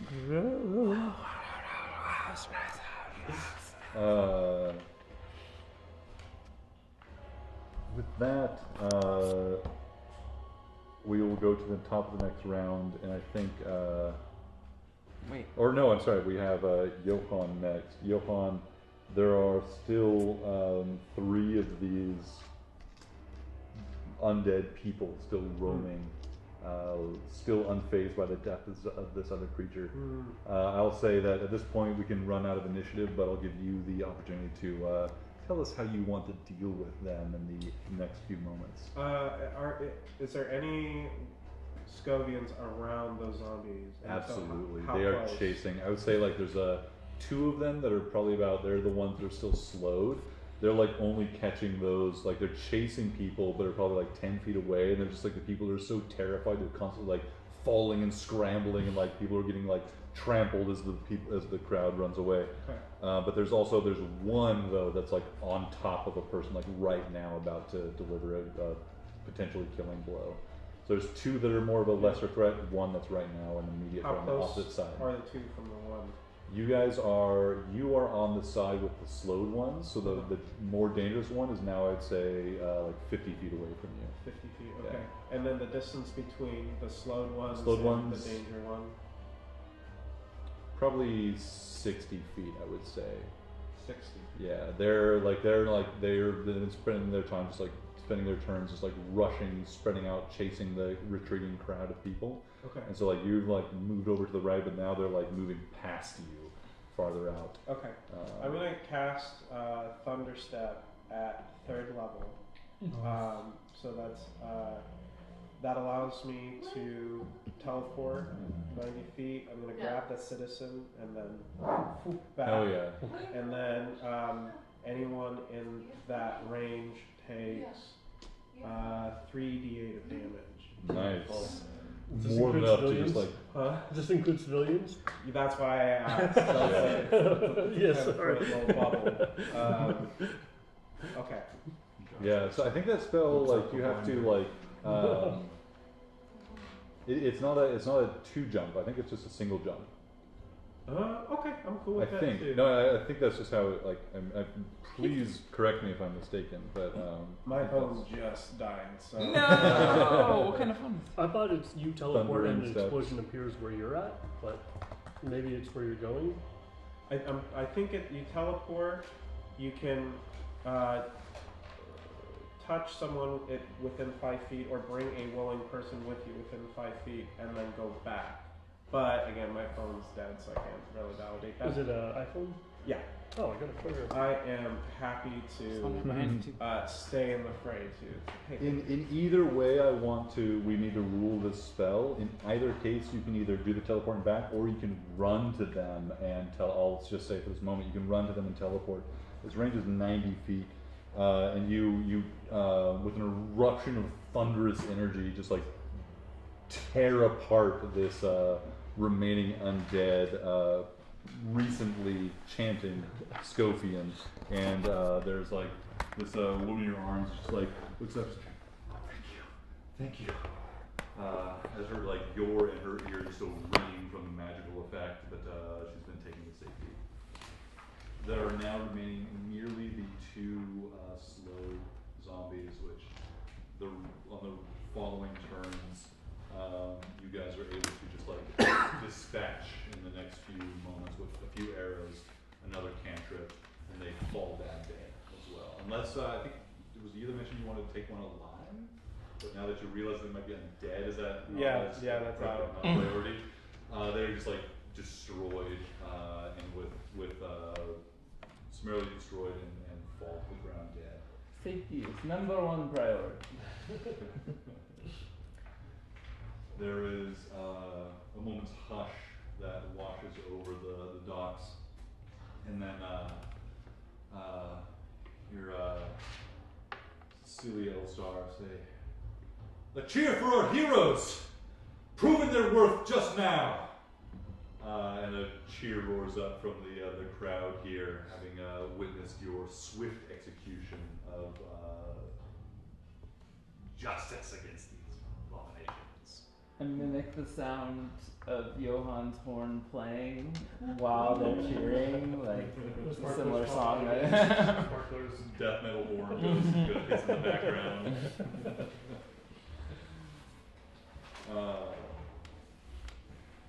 In the aftermath of this, you're going to certainly have some time to provide any comfort or reassurance of the people that you want to, but also a chance to investigate the bodies of these recently slain for information that you'd like. But beyond that lies the trail that you were sent to follow, that of those recently slain adventurers from Scofia. Do you want to take a look at these symbols on the undead? Yeah. See if you recognize them. Or Sure. they, if they recognize it. You guys can all at least, each of you would have a moment, regardless of how intensely you examine these bodies, to at least recognize the script burned across their bodies now, leaving in some place like immediately scarred flesh, and in some still other places still just like open wounds. But you can certainly let me know what scripts, what language you're fluent in. I have a question about that. Yeah. I read Infernal. Hey, Infernal buddies. What's the most common language I'd run across in the Bramblewood to hear? Would it be Elven? It'd be like, of course, Common, Sylvan, Elven would be the top 3 from that area, and then Halfling after that. Elven. And you two read, which? Infernal. Elven, Orange, and Common. Sounds like very robotic. What the fuck is happening over there? I'll give both of you a chance to roll me an intelligence check. You two can roll with advantage. I give it to you as well, Joel, or... Can I do Bardic Inspiration? Absolutely. Okay. Jovan, you can roll it without advantage. So then that's based on my knowledge of the party, who do I feel is going to have the best shot of making sense of this? Yeah, this is like you reckon. I think you would have the moment to like see these people that you're familiar with. They don't immediately recognize the script, but they've all taken a moment to look at it. Whoever among you has the highest intelligence is really the most effective here. Since none of you speak this language. I rolled a 9, a 10, an 11, and 2 14s for my rolls. So I got Constitution and Charisma and nothing else. it was those things hit What me about you, otherwise- Solidarity? Yeah. Are I you? got my you're- intelligence is my max stat. So Okay. Well, it's not max. It's yeah, I have an 18. So this is really key. I feel like knowing this is going to help make our journey a lot safer. So knowing that Solidarity is an artificer, I'm sure if anyone in the group can figure it out, Solidarity. So bardic inspiration to them, and that's a D8. Nice. It's an intelligence check. 6. Okay, so that's a 21 total. 21. Savage. I think that like you being fluent in Infernal, I think there is at least like somewhere in that that like training or that knowledge, like there's some recognition of some similar scripts, and Infernal is one such script. Infernal is this like chaotic, wild, and virginal mockery of Fiendish as a language, like Fiendish being like, or Infernal rather, which is what you speak, right? You speak Infernal? Fiendish is what this is, I'm sure I spoke earlier, but Fiendish is what you see written on these bodies. And that is a chaotic and demon-related language that is in many ways like this, like it's recognizable, I think, to you, merely like in the ways that it is a mockery of Infernal, of this rigid and organized and hierarchical language versus this like chaotic and changing and brutal like script of Fiendish. Furthermore, with that role, you can't read this per se, but I would say that you have this insight into the fact that this text is certainly regarding a fiendish devil, like or a demon lord. There's like something about this that there's like some proper, like effectively like proper nouns and like titles that you can't read, but you can recognize, like effectively like the capitalization, effectively like grammar for a metaphor or an analogy. Like you recognize the structure as giving homage to one of the greatest demons,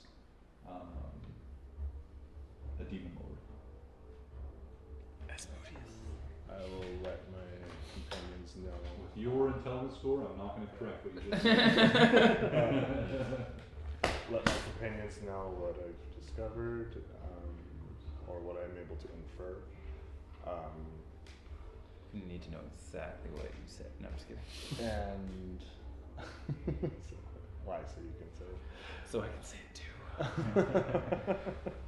Can't repeat words.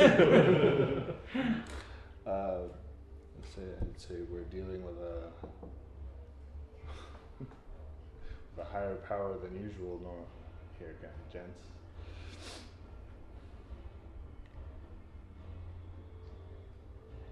I only deal with the power of Mechanus. Well, all praise be. I'm sorry, did you say a demon lord? Yes, That's what you think?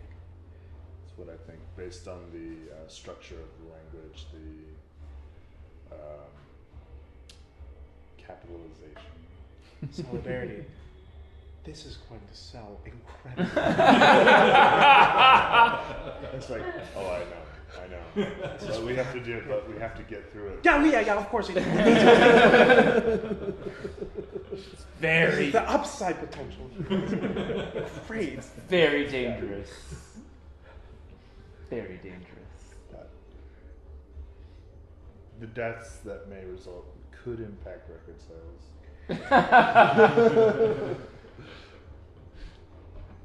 There's hope. Always hope. People love this song about a martyr. No one's getting martyred. And Helmet will nudge me with the carcass still hanging from his tusk, and Oh, helmets.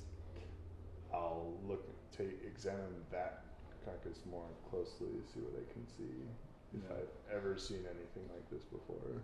Yeah, you guys can all, I think, spend a moment just like looking at the bodies of the chanters and also this, prized abomination on helmets, horns. Go and give me, you can give me, of your choice, a nature check to kind of assess the physical changes of this, or a medicine or nature check to kind of assess like the physical changes of this creature. Religion, given the insight that this has to do with potential demons, or I think just a general investigation for whatever you might find. Let me know which path. Doesn't matter. 8. You're right. They're pretty gross.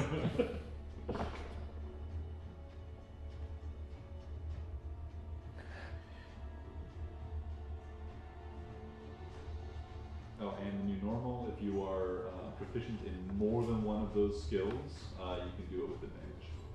With a what?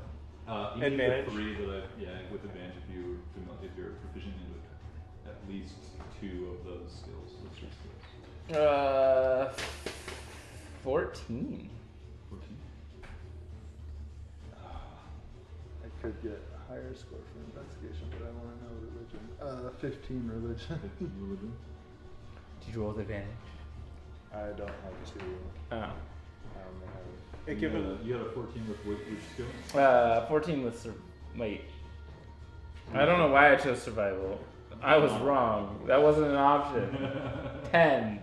I apologize. With what skill though? Nature. Nature's also not 1, was it? Yeah, it was. Those nature. and Yeah, it's medicine. nature, Nature and medicine. religion. Okay, cool. 10 for nature. Sorry. 10 in medicine. 10 in medicine. Ignore everything I'm saying. 3 steps, we got this. That's crossed out multiple times on my note here. Perfect. Don't worry about it. Illegible. Just ignore me. And then we got an 8 in And then you did religion. Any one of those. Josh.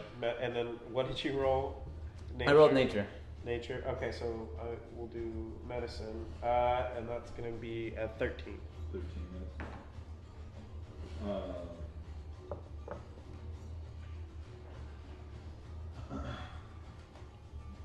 This creature, I think, with all of those rolls, the cultists with the writing on them were what seemed like cultists, like these people. At least from your awareness, like you didn't know any of these people, but they weren't dressed in like you killed a few clans of cultists in your time. And they're usually dressed in robes and all this crazy shit. These people just look like average people up until the moment of their transformation into darkness. With your guys' rolls, I think that the most notable thing about them is just the sudden exhaustion with which they appear. They seemed like you noticed them, but when they were beginning their chanting, they seemed like normal, healthy people, and now they are withered and gaunt and spent utterly their life force. In addition to the obvious disfigurement of the fiendish writing that was burning across their bodies. Those people you can't really gain too much more beyond that, beyond what you've already learned, that they're, this somehow connected with a demon lord. But looking at the strange, malformed creature that had just glared some of the local populace to death, this thing is truly an abomination. Its flesh and just withered and darkened by what looks to be age beyond reckoning. Skin just simultaneously loose, but there's just so little of it left. There's just so little moisture in it left that where it is press against muscle, it shows lean like strings of muscle beneath flesh. This thing is horrific. I think 13 medicine. If we're going to be there for 10 minutes, G's going to start casting detect magic, and if 10 minutes is up, then he's gonna do a ritual. Sure. I think, Okay, I've been looking at my phone because my son has a 103 temperature. and now, I'll leave my stuff here.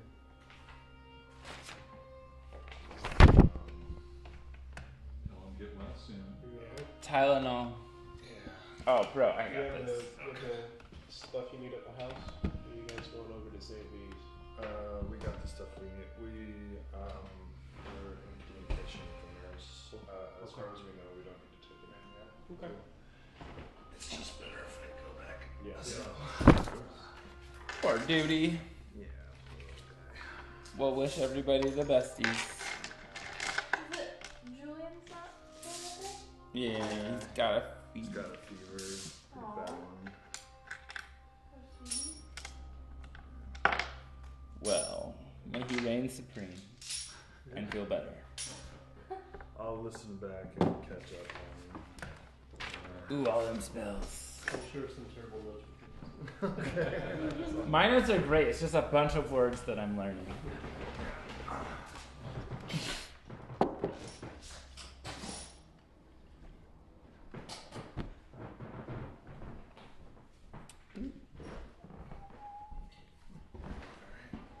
None for you. None Cool. for you. It's good to see you guys. Bye. Give Melissa our love. You. And Julian too. Give him a high five for me. Make him feel nervous for me. I mean, I guess that too still. I haven't quite learned. So far, I think. Yeah. Faces. See you, dude. Night.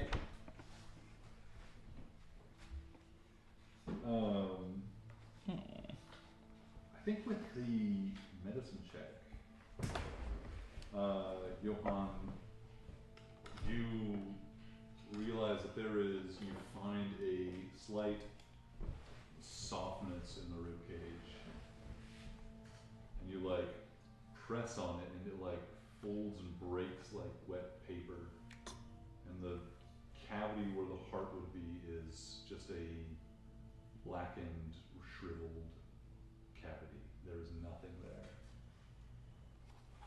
And I think that solidarity with seeing that, there is just maybe a moment of fear that runs through Solidarity's mind. And he says, servants of Orcus. Oh God. Moment. Their hearts withered, ripped from their bodies.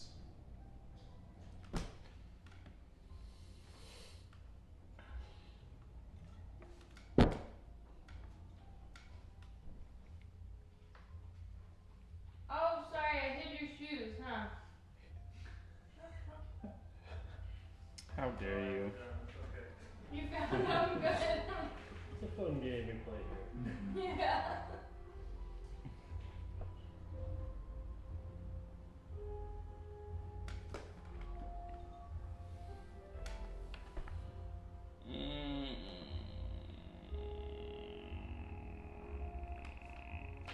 See what Yellow Star says. Steel Walleye. It's obvious danger is closer than we thought. I encourage you all to leave with all haste. Let us know of anything you need before you depart. It'll be yours.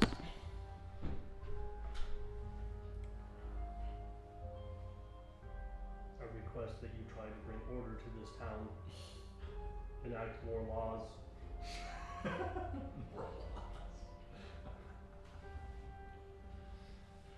Orcus torments the living. We shall go deeper and deeper into the jungle.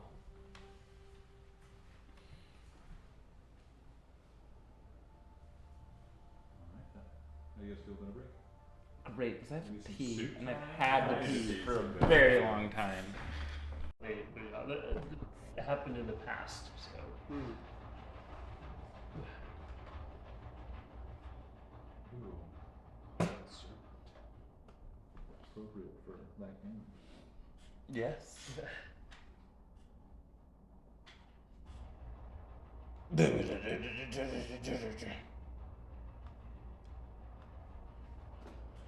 Alright. All right. So Alright. we will resume if we're all ready. Ready. It was a long Yeah. break. Unless there's anything you guys would like to further discuss or investigate in town, which, you know, there are resources in town. If there are like things you would like to, you know, if you'd like to find any, you know, particular supplies related to undead, or if there's like some knowledge that you would like to seek out in town, there's a moment we can take a roll for those sorts of things. But otherwise, the next up, we'll be moving on to your guys' travels into the jungle. Hmm. no. He would. They would continue to cast detect magic to see if they could get anything other than necrotic damage or necrotic spell. Mm-hmm. I'm Sure. assuming that's more or less.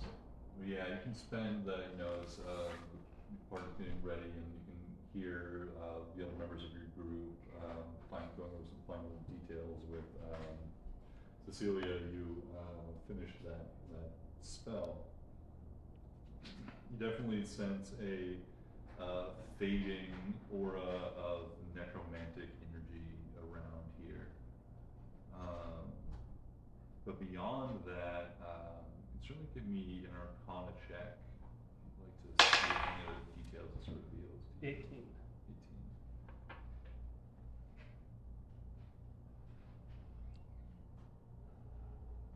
I think that you can detect or intuit that there is a difference between the magic or like the transformation of this one horrific person versus all the other, like, you know, fiendish stripped scarred people.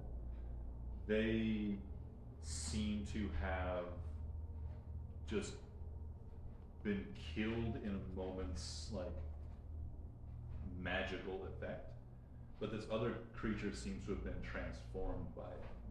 And I think there's an insight that you get that at least this one did so willingly.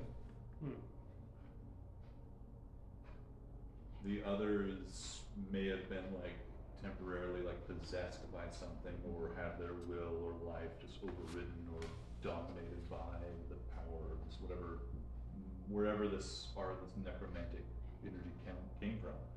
But at least this one that was transformed, you know, did so willingly. But again, I think with an 18, you also don't know if that's the result of necromantic or Orcus influence, or if this was like a, you know, dyed-in-the-wool like cultist that was devout to, you know, Orcus or something, or if it's somebody that was just overwhelmed by the same power that killed these other people and made use of their bodies.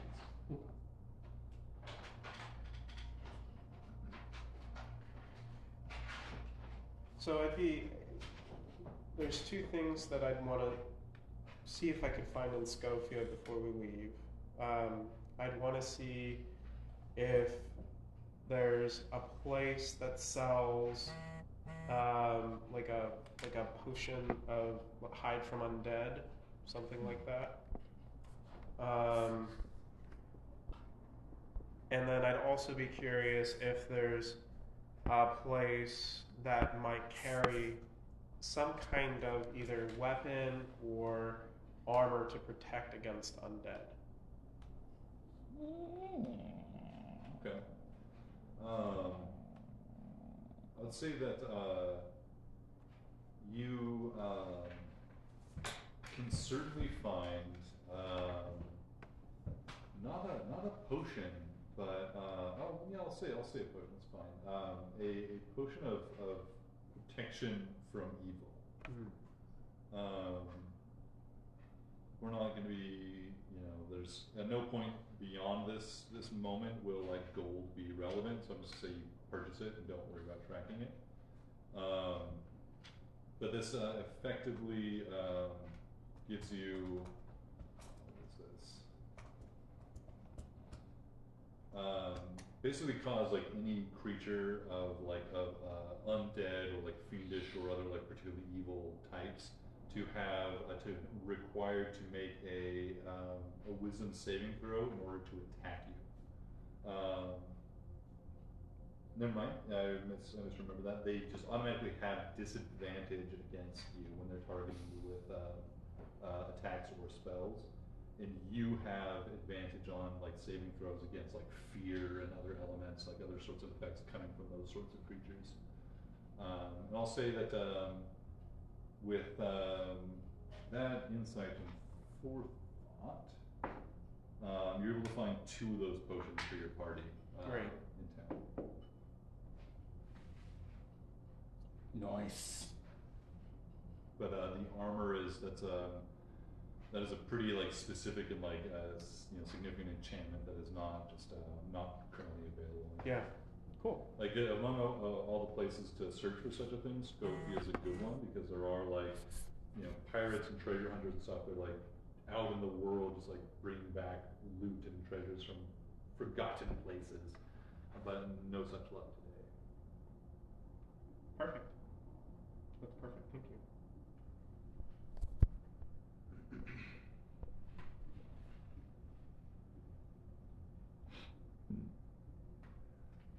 So you guys go out of the city.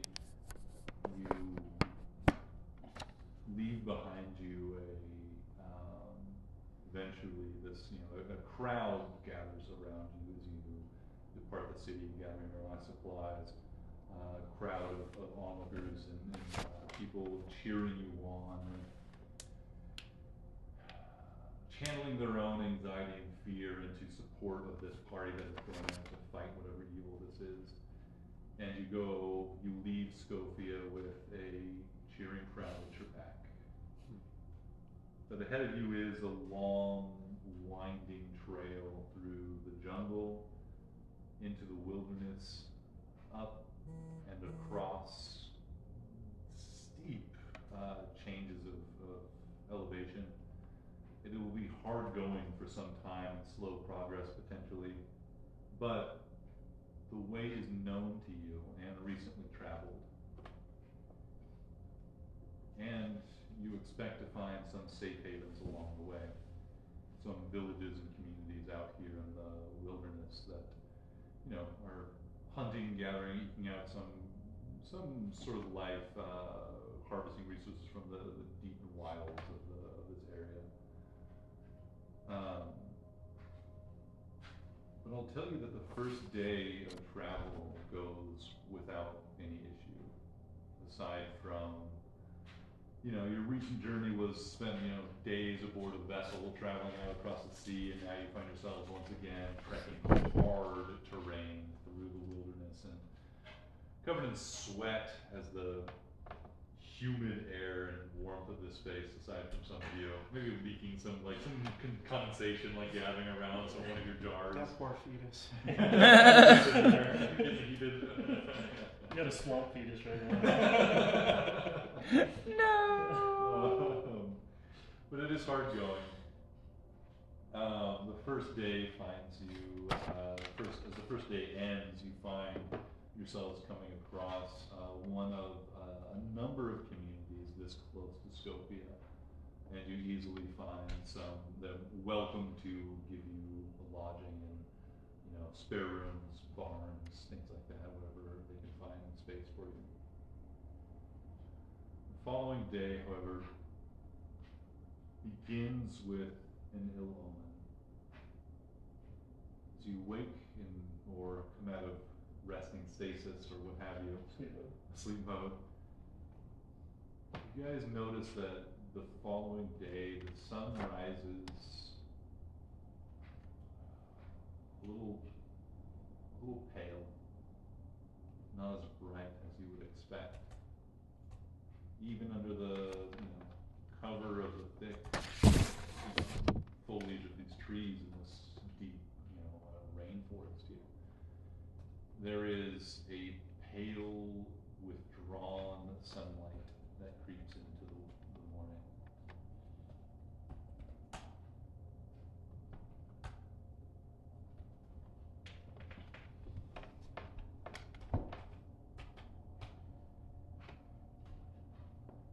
Have we ever seen a pale sunlight like this before?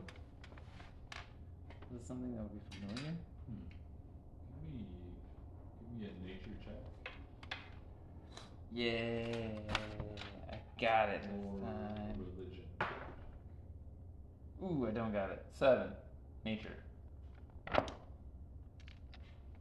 looks like there's a fog in the air. Like the lighting is similar to like if there was a fog in the air like blocking some of the sunlight, but there isn't.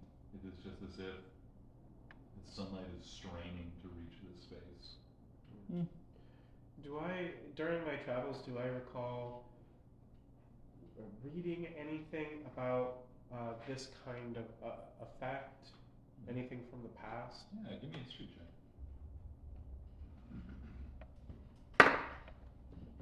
Good lord. 11.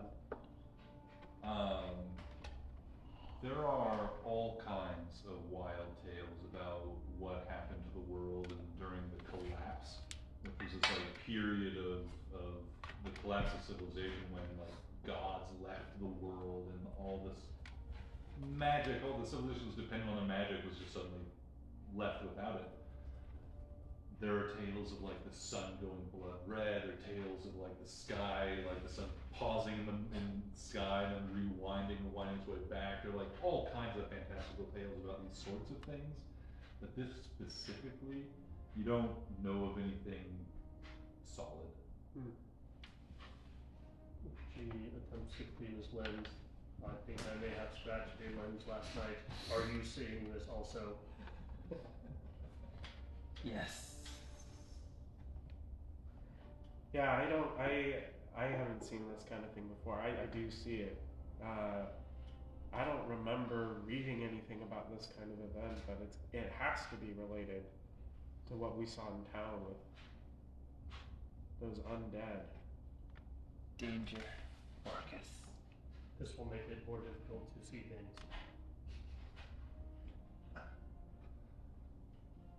Yes. True facts.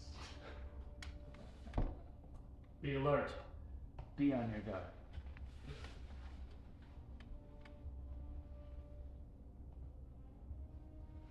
You see, as you gather your things in the morning, you're gather together and find some of the locals have prepared some breakfast for you, some pretty like basic stuff, but it's warm and filling. And as you are eating your breakfast, or what do you consume? For appearances, this is warm and filling. And like the mouth, his crotch mouth kind of opens up. And pours the liquid in front of it, not actually going inside the body, but Okay. Does the crotch mouth have a tongue that laps up the liquid? there's a dart in there. It's also it's like a cloaca. It's got multiple purposes. Beautiful. You guys are having some breakfast and discussing your plans for the day. When you see a number of the local villagers gathering around a woman wearing what were once more or less like white robes. She has it's like clearly emblazoned in gold on her chest. A symbol has a star with 5 points on it. Each one, I think you would all be familiar, representing one of the 5 divines. You recognize this woman as a priest or servant of that religion, the specific religion, that state religion of the Gwengul Imperium, that which worships the 5 divines.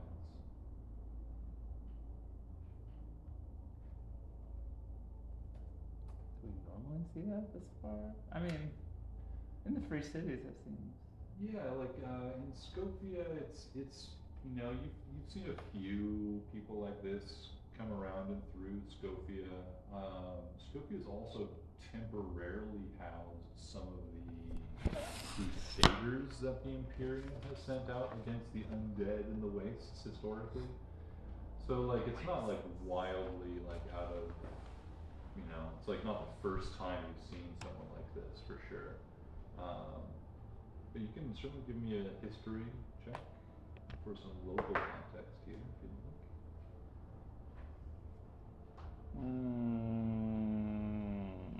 10. 10. You've heard that there were a few like priests or maybe arguably like missionaries or something from the Imperium representing the 5 divines that had come to Scofia and the surrounding areas. Spread the good word.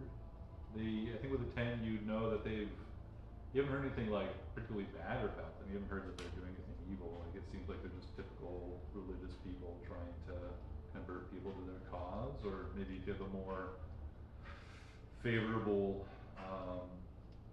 bent towards religious people. You might think like, yeah, just religious people who generally do good out there. No different for these, it seems so far. I tend to stay away from those types. Fair enough. Yeah. But you see hers. It seems like she's like leading a small group of the villagers. Not the entire like village of not more than like 3 dozen people, but she probably has like 10, 12 there around her. And she lights a fire. A pretty like robust like candle. She has several of them on this little like altar in front of you, and she lights one. She says, "One light for the living saint among us, one for each of the 5 divines who remain to protect us against evil. May they continue to protect us from the calamity that is coming." There's the people around her kind of repeat in unison what she says, and she says, "The living saint watches over us, as do the 5. Their blessings upon her and upon their people. Trust in them, and they will see you through the coming tribulations." She says, "Do any of you have any particular needs that you would see the community minister to today?" And a couple of them come forward and they say, "Yes, Sarah, we've been having those same dreams where we hear those words but we don't know what they mean. It's kept us all up late, and the baby, I think, has been hearing them too. It's crying all night, just wailing. We just seek some peace from the 5. And the priest, Sarah, says, "Understand, you must all remain faithful and strong, and know that the 5 didn't abandon us all those years ago like all the other gods. They held fast to their faithful, and they will not abandon us today. I'll come to you this evening, give you some administrations, and hopefully you'll see a night of peace." They go on similarly for some time. This is like an accessible group. Like, this is out and about. Yeah. Could go up to them and interrupt a little bit. What great evil? The dead walking? She looks at you and says, "You've not heard of the prophecies of the 5? No. The gods abandoned us. They doomed us to a period of darkness that we're still only now seeing a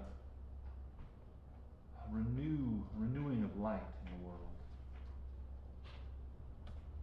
But they also warn us that that darkness will come again.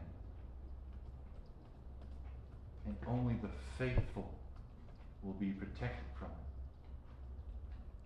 it. Evil will wash over this world. And only those that have professed their faith in the five, only those who seek the protection of those divines will be saved. What five? Well, the five gods. The only five that you need know. Those that stayed behind, stayed true to their faithful while the rest fled this world. Azek, Helm, Ilmater, Kellenvor, and Sabris.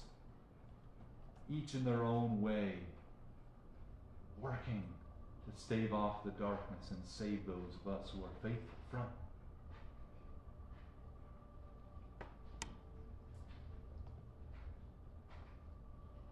The evil Orcus? She says, some say the demon Lord Orcus is source of the darkness that's coming. But it's not clear in the prophecies, and it's not good to speak his name. Orcus? Speaking names of these demon lords, they can hear it. Quiet now if you know what's good for you, and what's good for these people. Undead are awakening. We've seen it. I don't fear Orcus. Heroes hope. If you don't fear Orcus, I then am surprised that you don't know the five, because they are the only ones who offer protection from such an awful demon.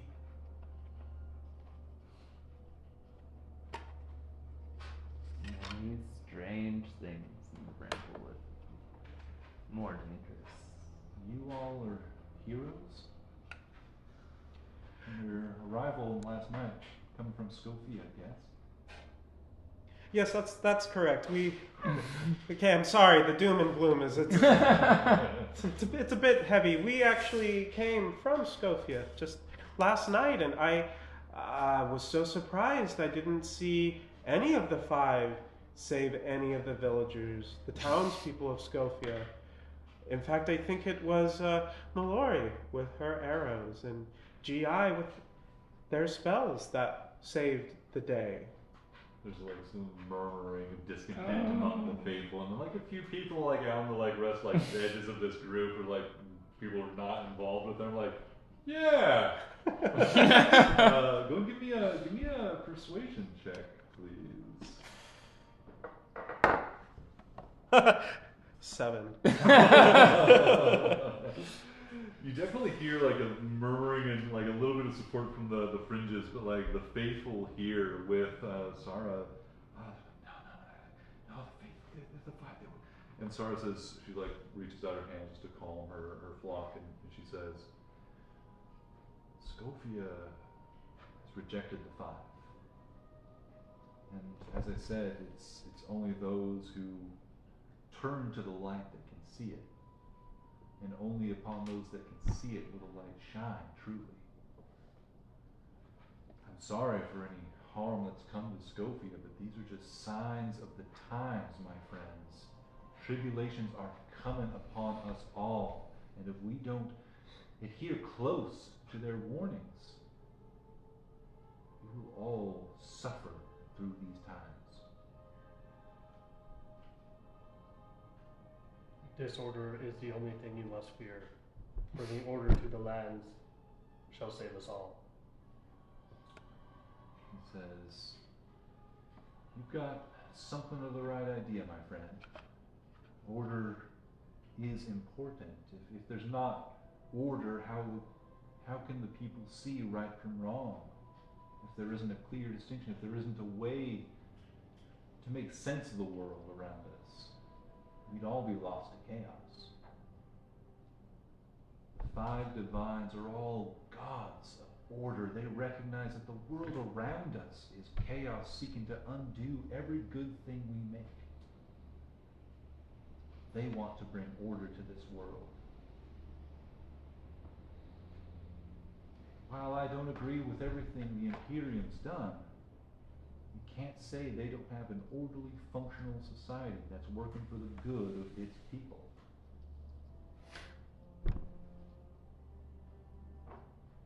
And you don't need to be part of the Imperium to recognize the comfort and protection that the five divines offer. Many dangers in the Imperium. Dangers all around the world. It's true. But it seems that the people out here have little recourse, little protection, little comfort against that darkness, those dangers. People of the Imperium, they have that. They have the comfort that they know that if the day that evil comes, and the five promise that those days will come, that they have a voice of light to look to. People have heroes to look to. You lot seem to have a certain countenance about you. You seeking to do something about this darkness? You heading deeper into the jungles? Deeper and deeper. We have been sent on a mission. Well, if you're looking to confront whatever evil is lurking out here,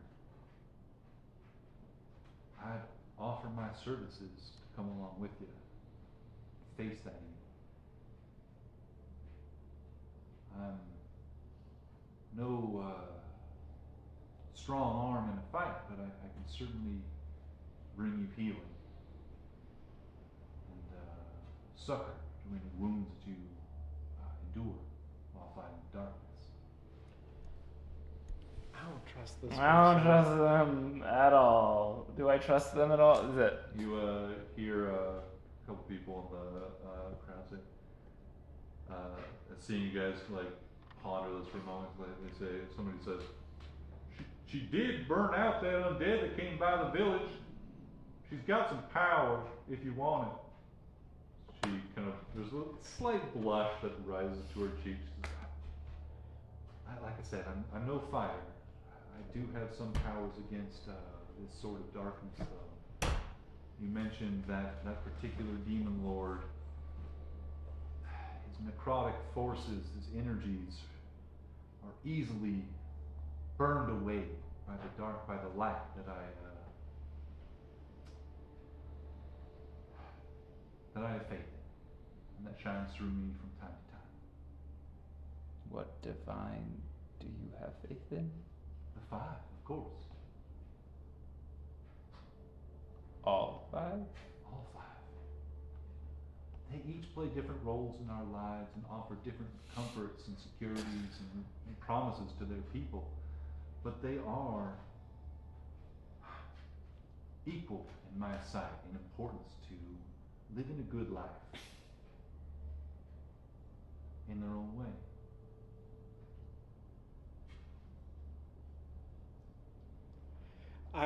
Fucking Imperium. I'm knowing that they're from the Imperium, and given my history, I'm already very, very leery of this person, Sarah, right? And how hearing what she's sharing and knowing what I know about the Imperium, how is this landing with me? I have that same question. Yeah.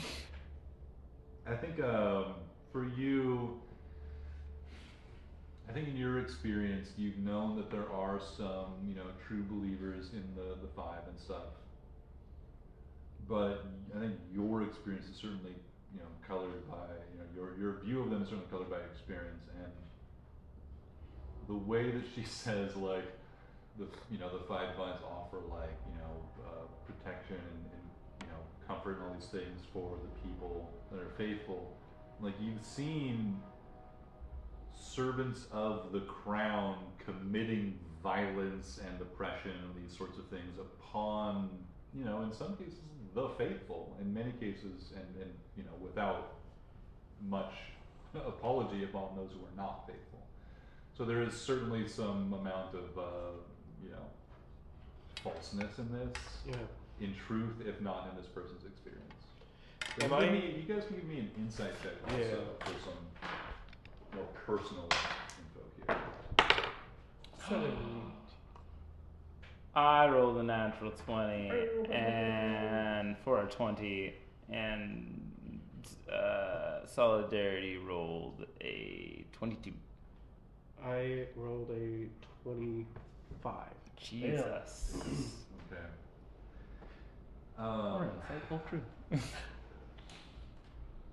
There is, I think that I can quickly say to both of you that the two of your characters that you're rolling for, you feel an earnestness and an earnestness of faith from this person. You don't think they're lying, but like you've heard stories about the Imperium as well, like from Scofia. Being from Scofia, you know that the Imperium like purchases sentient beings on the market from the Dwargar and stuff. So like, there's definitely some shit that like, it's like definitely at least some very selective who are the faithful that are being protected by this shit. Like if you're being generous, this person though like seems earnest in their faith. I would say to you with the 25 and the specific background, you've met people like specifically like this, that like there are like, people who want to do good in the world and see the Five Divines as like, the way to do it.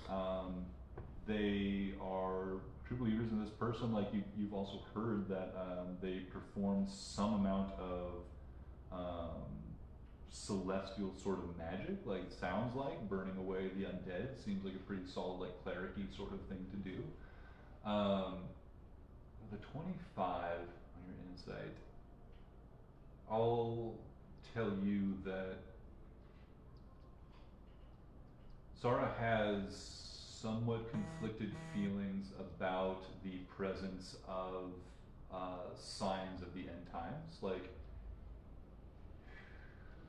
you would think that she is certainly like warning people, like these are signs of like trials and tribulations, like conflicts that are signaling the end of times and the Five Divines' final acts upon the world, sorts of like eschatological like phenomena. But at the same time, like there is, I want to say, an underlying like excitement about that prospect. With G's awful roll, the brain canister's gonna kind of bubble a little bit, and G will say, another person will make it easier.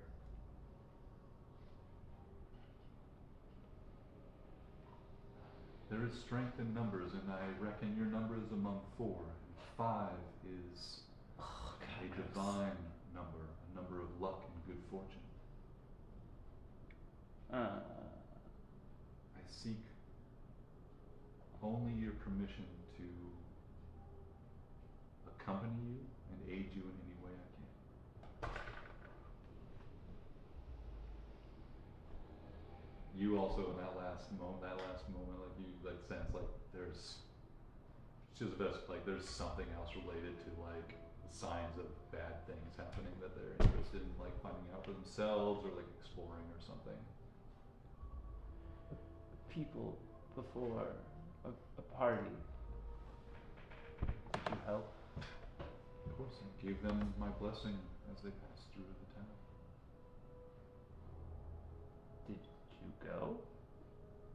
I did not. The signs were not as clear then as they are now. It was before the undead came to our village. They perished.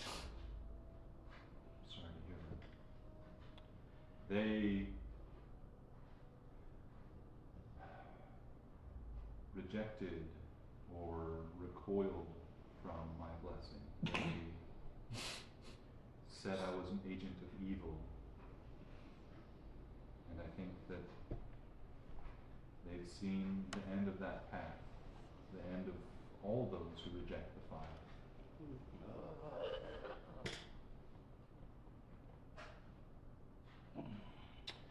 I think with the insight that I have, I do not trust that this person's motives are altruistic. And upon hearing their help with the previous party, I feel very uncomfortable with them assisting us. But I don't want to like tip my hand to that, you know. So I'd like to see if I can like give them a job, or if they can aid us by protecting this village, so that it's not overrun on our return home. How would I do that? Yeah, you can, if you want to, just like speak to her and describe to her, like, you can, try and build some camaraderie and say, like, I understand the evil's coming, and the best thing you can do is stay, like, however you want to approach it is just describe to me how your character, I think, would kind of approach that dilemma, or that, like, that desire, and I can help, like, tell you what kind of role to make. Well, first I'd want to, like, talk to my team. I think I know where GI is going to be at. Is good. You guys are like talking to this person from a good like 10, 15 feet away, so you can whisper to each other and confer in a few moments and a few like limited words. So I'd like lean over and just, what do you guys think? I shake. Play Mallory cool. shakes their head. And Play cool, Mallory. Don't. What about Darkness. you, GI? Running the numbers. Calculating.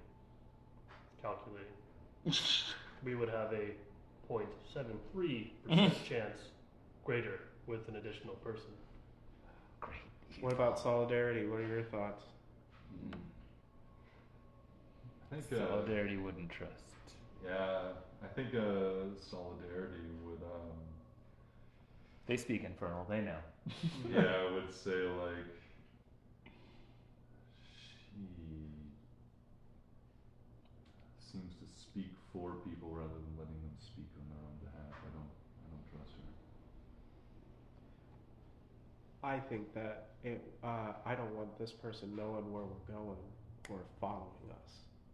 So I think that we should try to direct them into protecting the town and protecting the people, so that we can focus on our mission to rid the land of the evil that is to come. Sorrow would cause disorder in the group. This would be unacceptable.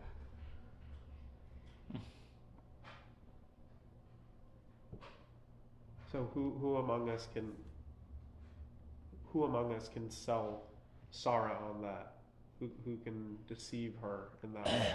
I will tell Sarah. Well, GI. And GI just turns to walk away. Sarah! Hey, GI, wait, you gotta come back. I have this, thank you. Sarah, I wish to inform you. I can help. You are very helpful, but we need you here to protect the city. Yes, protect. We have worked together and have built strong bonds. You may be a hindrance, but we would greatly appreciate your work here in the town. Undead awakening. They may come. With that, can I give him bardic inspiration? Absolutely. Yeah, It's not like you were using the help action. Yeah, helping. So advantage plus bardic on this. You can make this persuasion? Yeah, we're Come on. 2 twos. That's But that's a hilarious. +8. You Plus still bardic can have an inspiration is 6. It's I think it's a D8. Let me double check. And you do have an inspiration, which could reroll one of those d20s. Yeah, it's a D8.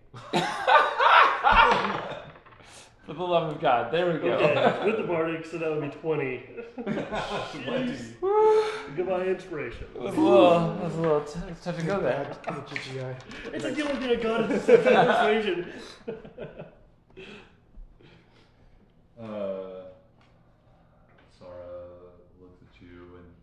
says,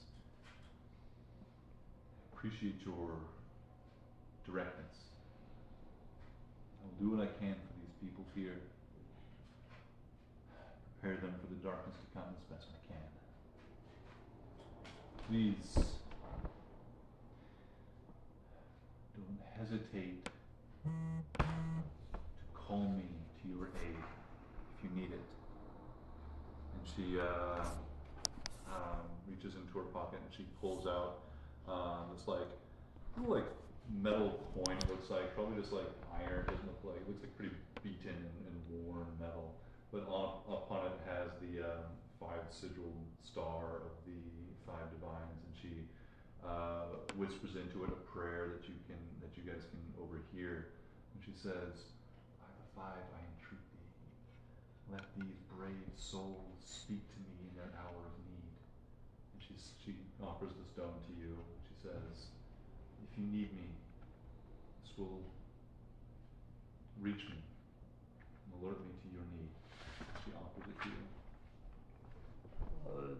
G reaches its ball hand out, and it kind of like takes the form of the stone and grabs it, and then places it inside a little pocket on its back. This was a great gift. Thank you for your assistance.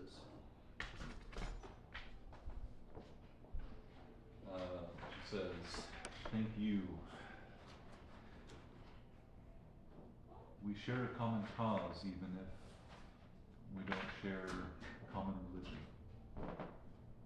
Know that you go with my prayers at your back."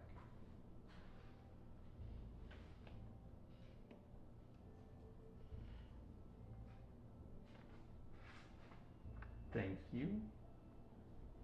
Yes, we greatly appreciate those prayers. It worked really well for the last party, and hopeful that it works out just as well for us. Thank you so much. Grimaces for a moment, but regains composure and says, "Of course. And know that if you don't wish to meet the same fate either this week or in the years to come, know that the 5 divines offer all wayward souls comfort and protection when you're ready to turn to them." Sarah has given us the gift of a stone, and he pulls the stone out. You know what I find? Are we still? Sarah's still nearby. You guys can certainly take a moment to separate away from them. She turns back as having talked with you for some time, turns back to her faithful and begins ministering to them. So Just really quick, Sarah. Just quick question: the blessing that you gave to the other party, did you give them a coin as well? No, I didn't know the threat or the danger that they would be facing, and I didn't think that they might need me. I thought that I'm sorry, I carry some of the burden of their fate.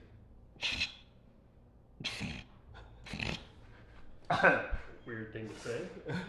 I should have offered to them what I offered to you, my companionship and my service in their hour of need, but I didn't realize the danger they were facing. I didn't see the signs and read them correctly, but now I see through. Only blessings of divine you gave. Only the blessings of the divine is what you gave. Thank you so much, Sarah. No, we'll keep in touch. I hope that's not necessary, but Evil blessing. I will come to you as quickly as I Thank can. you. Perfect. Thank you. Thank you so much. So who has the sending stone? Oh, who does have that? We should probably make that canon. Yeah, let's give it to the group so you Cool. choose to have it. So, I give it to the cleric. guys, GI.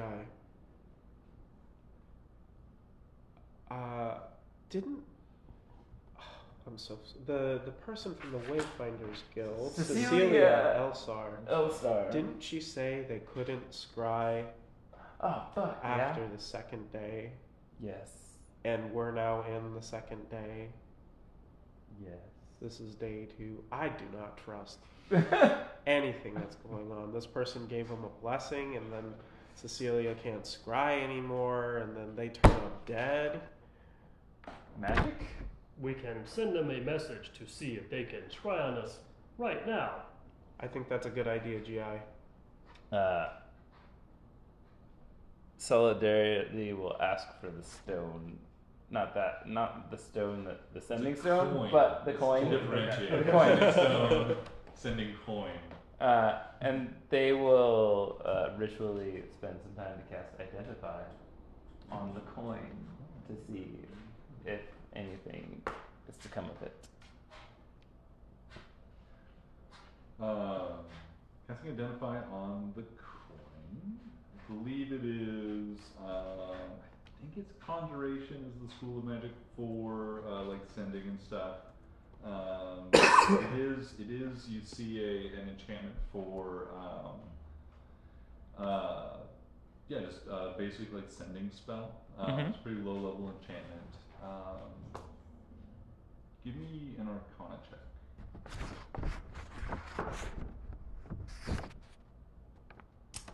That's what I'm talking about. 25.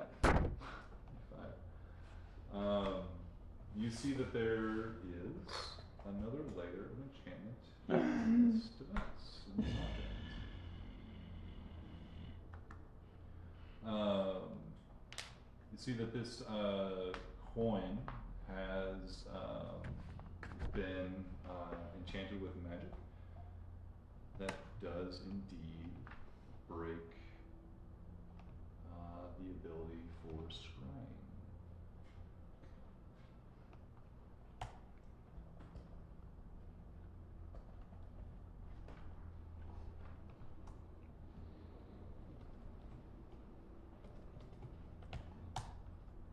This was a bad gift. Evil blessings. Burn.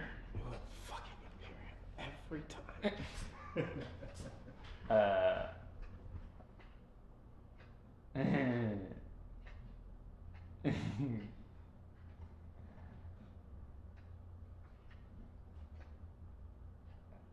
I think we should keep it for now. 25 on that Arcana check. You also know the limits of this spell. It is at any moment that it is only providing effectively like a 10 feet radius of like complete blanketing from scry or other detection spells. It So only hypothetically, like if you, We're you could further manipulate apart than that. if you wanted to. it only stops them from seeing 10 feet of us. So if we spread out, Could we it might give it work. to? I mean, Solidarity. Could we maybe give the coin to Helmet? It seems like you feel it's important that we keep it. Such a cursed item. Sorry for the confusion, but Mallory is the one who wants to keep it, so Mallory's gonna take it. Got it. Mallory will come and grab it out of Solidarity's hands. We'll keep it for now. Because it still can cast Sending to them, correct? Mhm. Yeah, we'll keep it for now. And then I will make a point to stay a little bit further away from the crew. Okay. I was going to do that anyways. Taking up the rear. Taking up the front. Ah, Scouting. gotcha. That makes It's my sense. goal.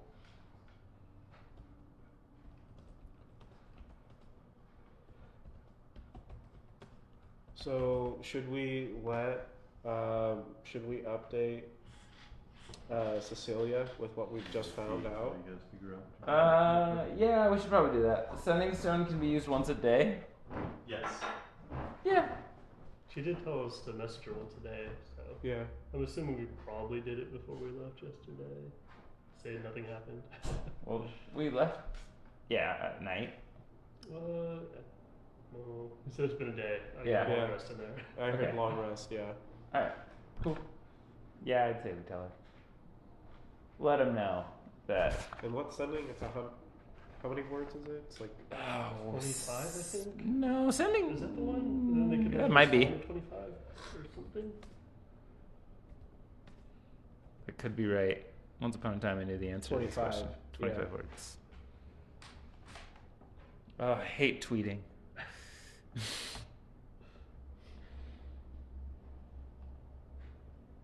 Tweedledee, tweedledee.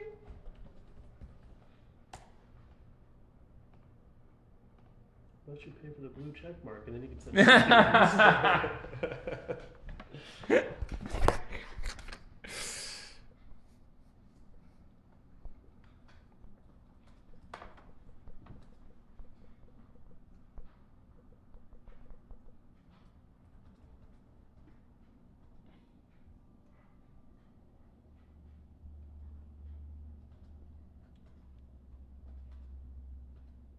My gosh, my computer.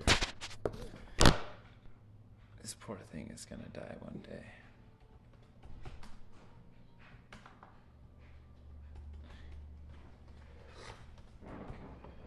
What I missed? We decided that we should tell our good friend Cecilia about what just happened. so.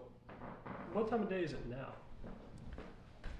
This is still in the morning of the following day. You guys traveled all day yesterday, having left Scofia relatively early after the excitement of the day in the morning. And you traveled pretty much all day and found this small little village to rest over the last night. So this is the following morning. Perhaps we should wait to tell her until we may have more to say. Like later tonight when we make camp somewhere or come across another village. We only get one use a day. Yeah. Yeah?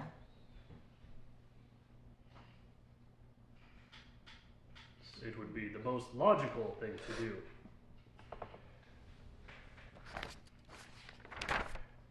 Yes? Yeah, let's report later tonight. Just a reminder, the last group left 3 days. Day 2, lost contact. And then within that 2-day period, wound up dead. Someone takes notes. Yes. Thank God. I'm over here like, oh god, I better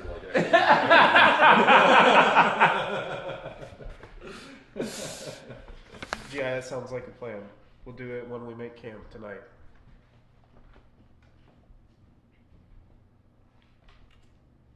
So do we want to continue on? Yes. Deeper. That Deeper is into our the mission. jungle. I run ahead and try to scout out our way. Yeah.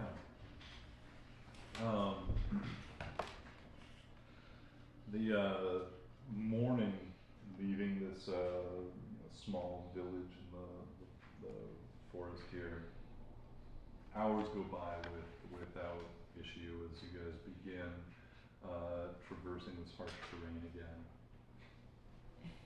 Knowing exactly where you're going, having been given some pretty detailed instructions with the aid of a couple bits of scrying from the people of the Wayfinders Guild, you have a pretty solid idea of what lays ahead of you, at least roughly. So you hope to arrive at this ruins that the last group went to investigate. They didn't know exactly where it was, but the first bit of scrying got you to this village. But from here on out, I guess, actually rethinking some of this, from here on out, you guys have less of an exact idea. After you know that they died, having reached some kind of ruins. You don't know if it was their ultimate goal or some other place they found along the way. But you would have also known the description from the survivors of like the villagers that reported the first like strange sightings of things going on. So you still have like a pretty decent idea of where you're headed. You hope that you'll arrive on the following day after today. You expect to have one more full day of journey through the wilderness before arriving, before you think you should be on the lookout of like finding the signs of where this like the ruins actually lie. But ahead of you is like as Johan mentioned, beyond the point where the last group lost, or the Wayfinders Guild lost sight of the last group. So you traverse through this hard terrain, these like steep ravines and winding paths up and down and through the jungle. Why don't each of you roll for me a d6? And Josh, for your awareness, this is a little bit of. Why are you rolling this with? Oh, for two different characters. Why do you do it with that advantage? It is like a little bit of custom. I don't do really like random encounters by the traditional like table stuff. Everything that I do that's like randomly done is going to be somewhat related to the actual adventure that's going on. And this is usually have like various things that can happen. This helps me identify what does happen. So what do we get? 2. 3 for Mallory and 1 for Solidarity. Okay. A solid 1.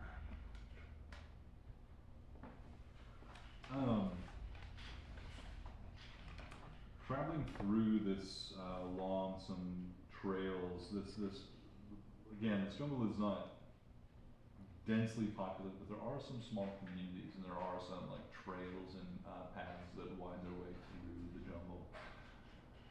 Traveling through this densely packed space of vegetation, you guys stumble upon the trail, a recent trail made very easily identified within the last few days, given the freshness of the like breaking in the branches and the crushed leaves underfoot and flowers and grass. You think you guys have stumbled upon and are confirmed like the first like true and solid sightings of the last group, the adventurers that died. At least you assume the most recent path, or recent signs of travel through this space. Why don't you each give me a survival check? 7. 23. 23. 17. And it doesn't matter, it's bad. You find a place where they have stopped. They have obviously, there's you can see 5 distinct different like sets of footprints in this space where they've maybe taken a short a break. I don't want to say shortest because that's a mechanic in the game. Don't want to get too meta, but they took a break here and conversed with each other, spending some time. It seems there's signs of a fire and some like refuse of like cooked heated food. And you notice beyond all this that they seem to have stepped foot off this trail that they were currently on. They, with a 25, you know that they came back to the trail as well, but something drew their attention away from this path they were on. And looking in the direction this leads through the jungle, that 25, you can like almost like smell the fresh water before you hear it. There is like a tinkling of a creek running in that direction. Maybe they just went for fresh water. You're not sure, but they left the path and came back. All of them, all 5 left and came back. This isn't where they died, but something drew their attention. You're not sure what. So I share that information with the group, and I am curious, Mallory. You've been in these forests Yes. for a long time. Deeper and deeper. Yes. What do you think is going on here? If I've been through this area before, do I know what it This specific area? Yeah. I don't think so, but like this region, This certainly. region. Yeah. Man? Hey, perfect. Do I have an idea of what's out there? I mean, you can. I think that given a moment of just listening in, like you can definitely hear that Water? the sound Stream? of the creek. I think that Sustenance. with some added attention and time spent to this, Mallory, you know, there are, you know, some small villages and communities out here.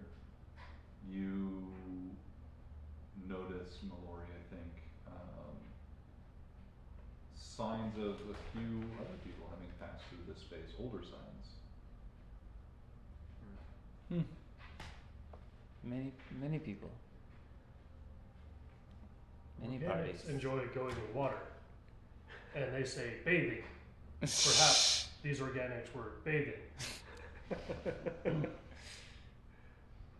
Is he right? We can see? We can go? What time is it? I think at this point it's probably the early afternoon. Sun's just past its zenith and beginning to draw later in the day.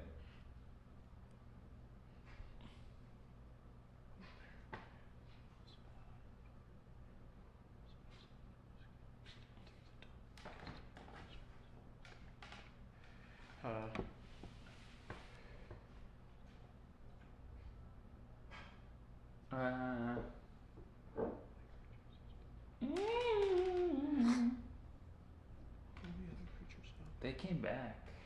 Must not have been that interesting. Or it might have been the fate that befell them. We have no idea. Do we want to go check it out? Do we want to go learn more about what they saw and why they came back?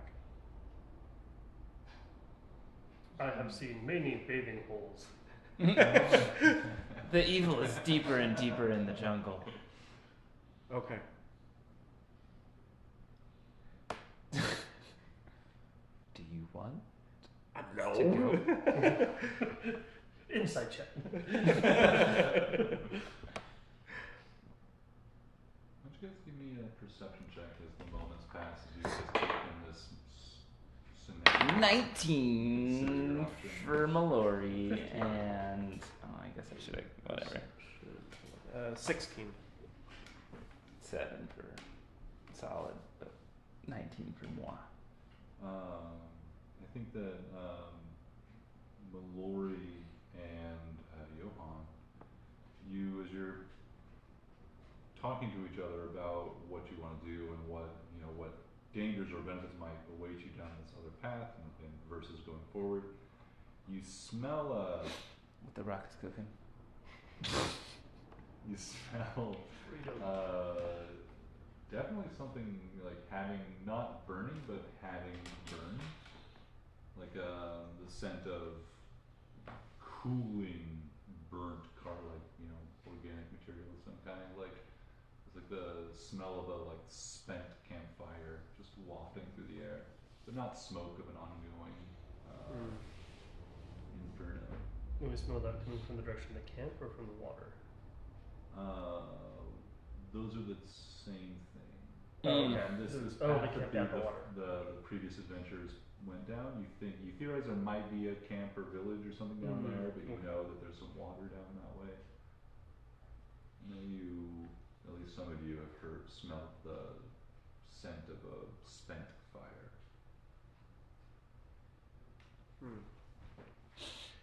Fire.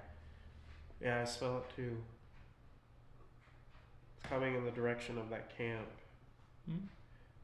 But it's recent. Hmm? So someone else has been here, traveling this trail. Others?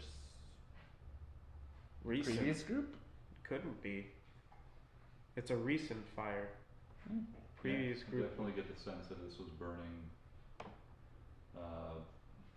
down. The fire burnt itself out long after the previous people had presumably passed through this space. Perhaps someone was returning from the ruins, and this was their camp. Perhaps someone was following the group, and this was their camp. Mm. The most logical thing to do would be to investigate the camp. Let's investigate. Let's do it. I dip into any brush I can and go ahead. Perhaps we should approach carefully if there is still danger in the area. Yeah. Mallory, we'll follow you very carefully. Do you want to scout it out? Yes. How far ahead are you rolling? I am going to use my bonus action to create one of my shadowy creatures to stay right with the group, and I'm going to be 30 feet ahead. Okay. Yeah, so you're gonna keep 30 feet ahead of the group. And, Mm-hmm. Okay. My echo will be with them. Yeah. Right on. Are you guys heading stealthily through this portion of the jungle? Hell yeah. Yeah, it seems to make sense. Yeah, as best I can. Yeah. I'll have the people behind roll stealth with advantage, and you up front can roll it as flat. 13? Yeah. That dice sucks. 27. 14. Oh, shit. 17. Halfway have disadvantage? I think is the one that does not. Yeah. Not that it matters! 5. That's you up front with the 5 has. Solidarity has 5 back with the group, and I have Solidarity has 27. advantage with those in back of the group. 11 for Solidarity, and 27 for me. Oh, wait, 13. But she also has disadvantage, so let's go back to 6. No, 5. Does she have disadvantage for what? I don't know, it says disadvantage Oh, on her sheet. I'll accept it. Probably from some basic shitty armor that didn't upgrade. Yep. Uh, That's what you get! Right on. Just one of those one-man bands, whatever you say. The drum hitting behind you. You guys creep your way along this what's little more than a game trail.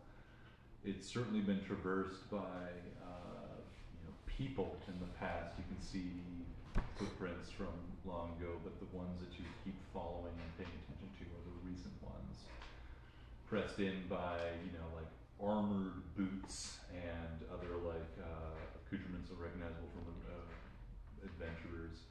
Some there's one set of some obvious weird magical boots that look really strange, and they're prints on the ground. But of course, you guys continue on, moving slowly and carefully.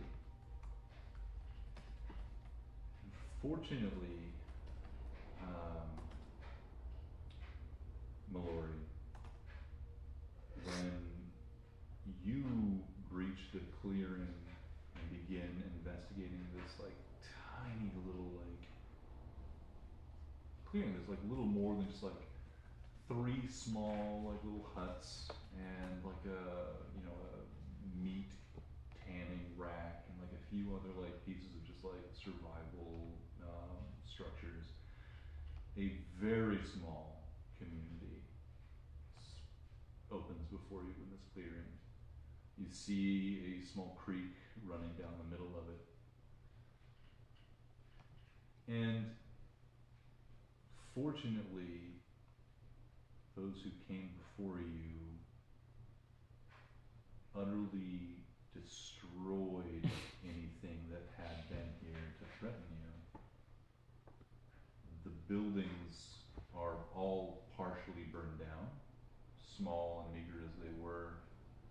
But what you notice more substantively, even as you were distracted for a moment by the clanking clamor of your companions following after you, is a pile of burned bodies.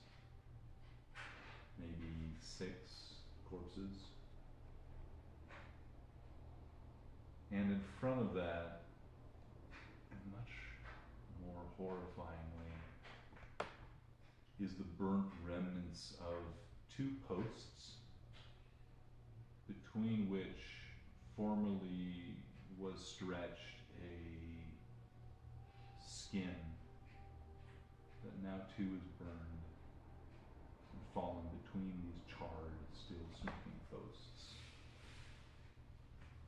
Pile of corpses lies in the middle of this space, and some profane altar or something was set up and then burned. What I have a sense of I think we're getting close to 9 o'clock. what the altar would be. So we will begin next session. Ah, damn it. Space. I quickly use a bonus action to pop back to where my echo was and say, dead bodies. All is safe. You see And then dead pop people? back. I see dead people. Oh man. Ew. But Mark, I want to know who, what, why, where. So many questions.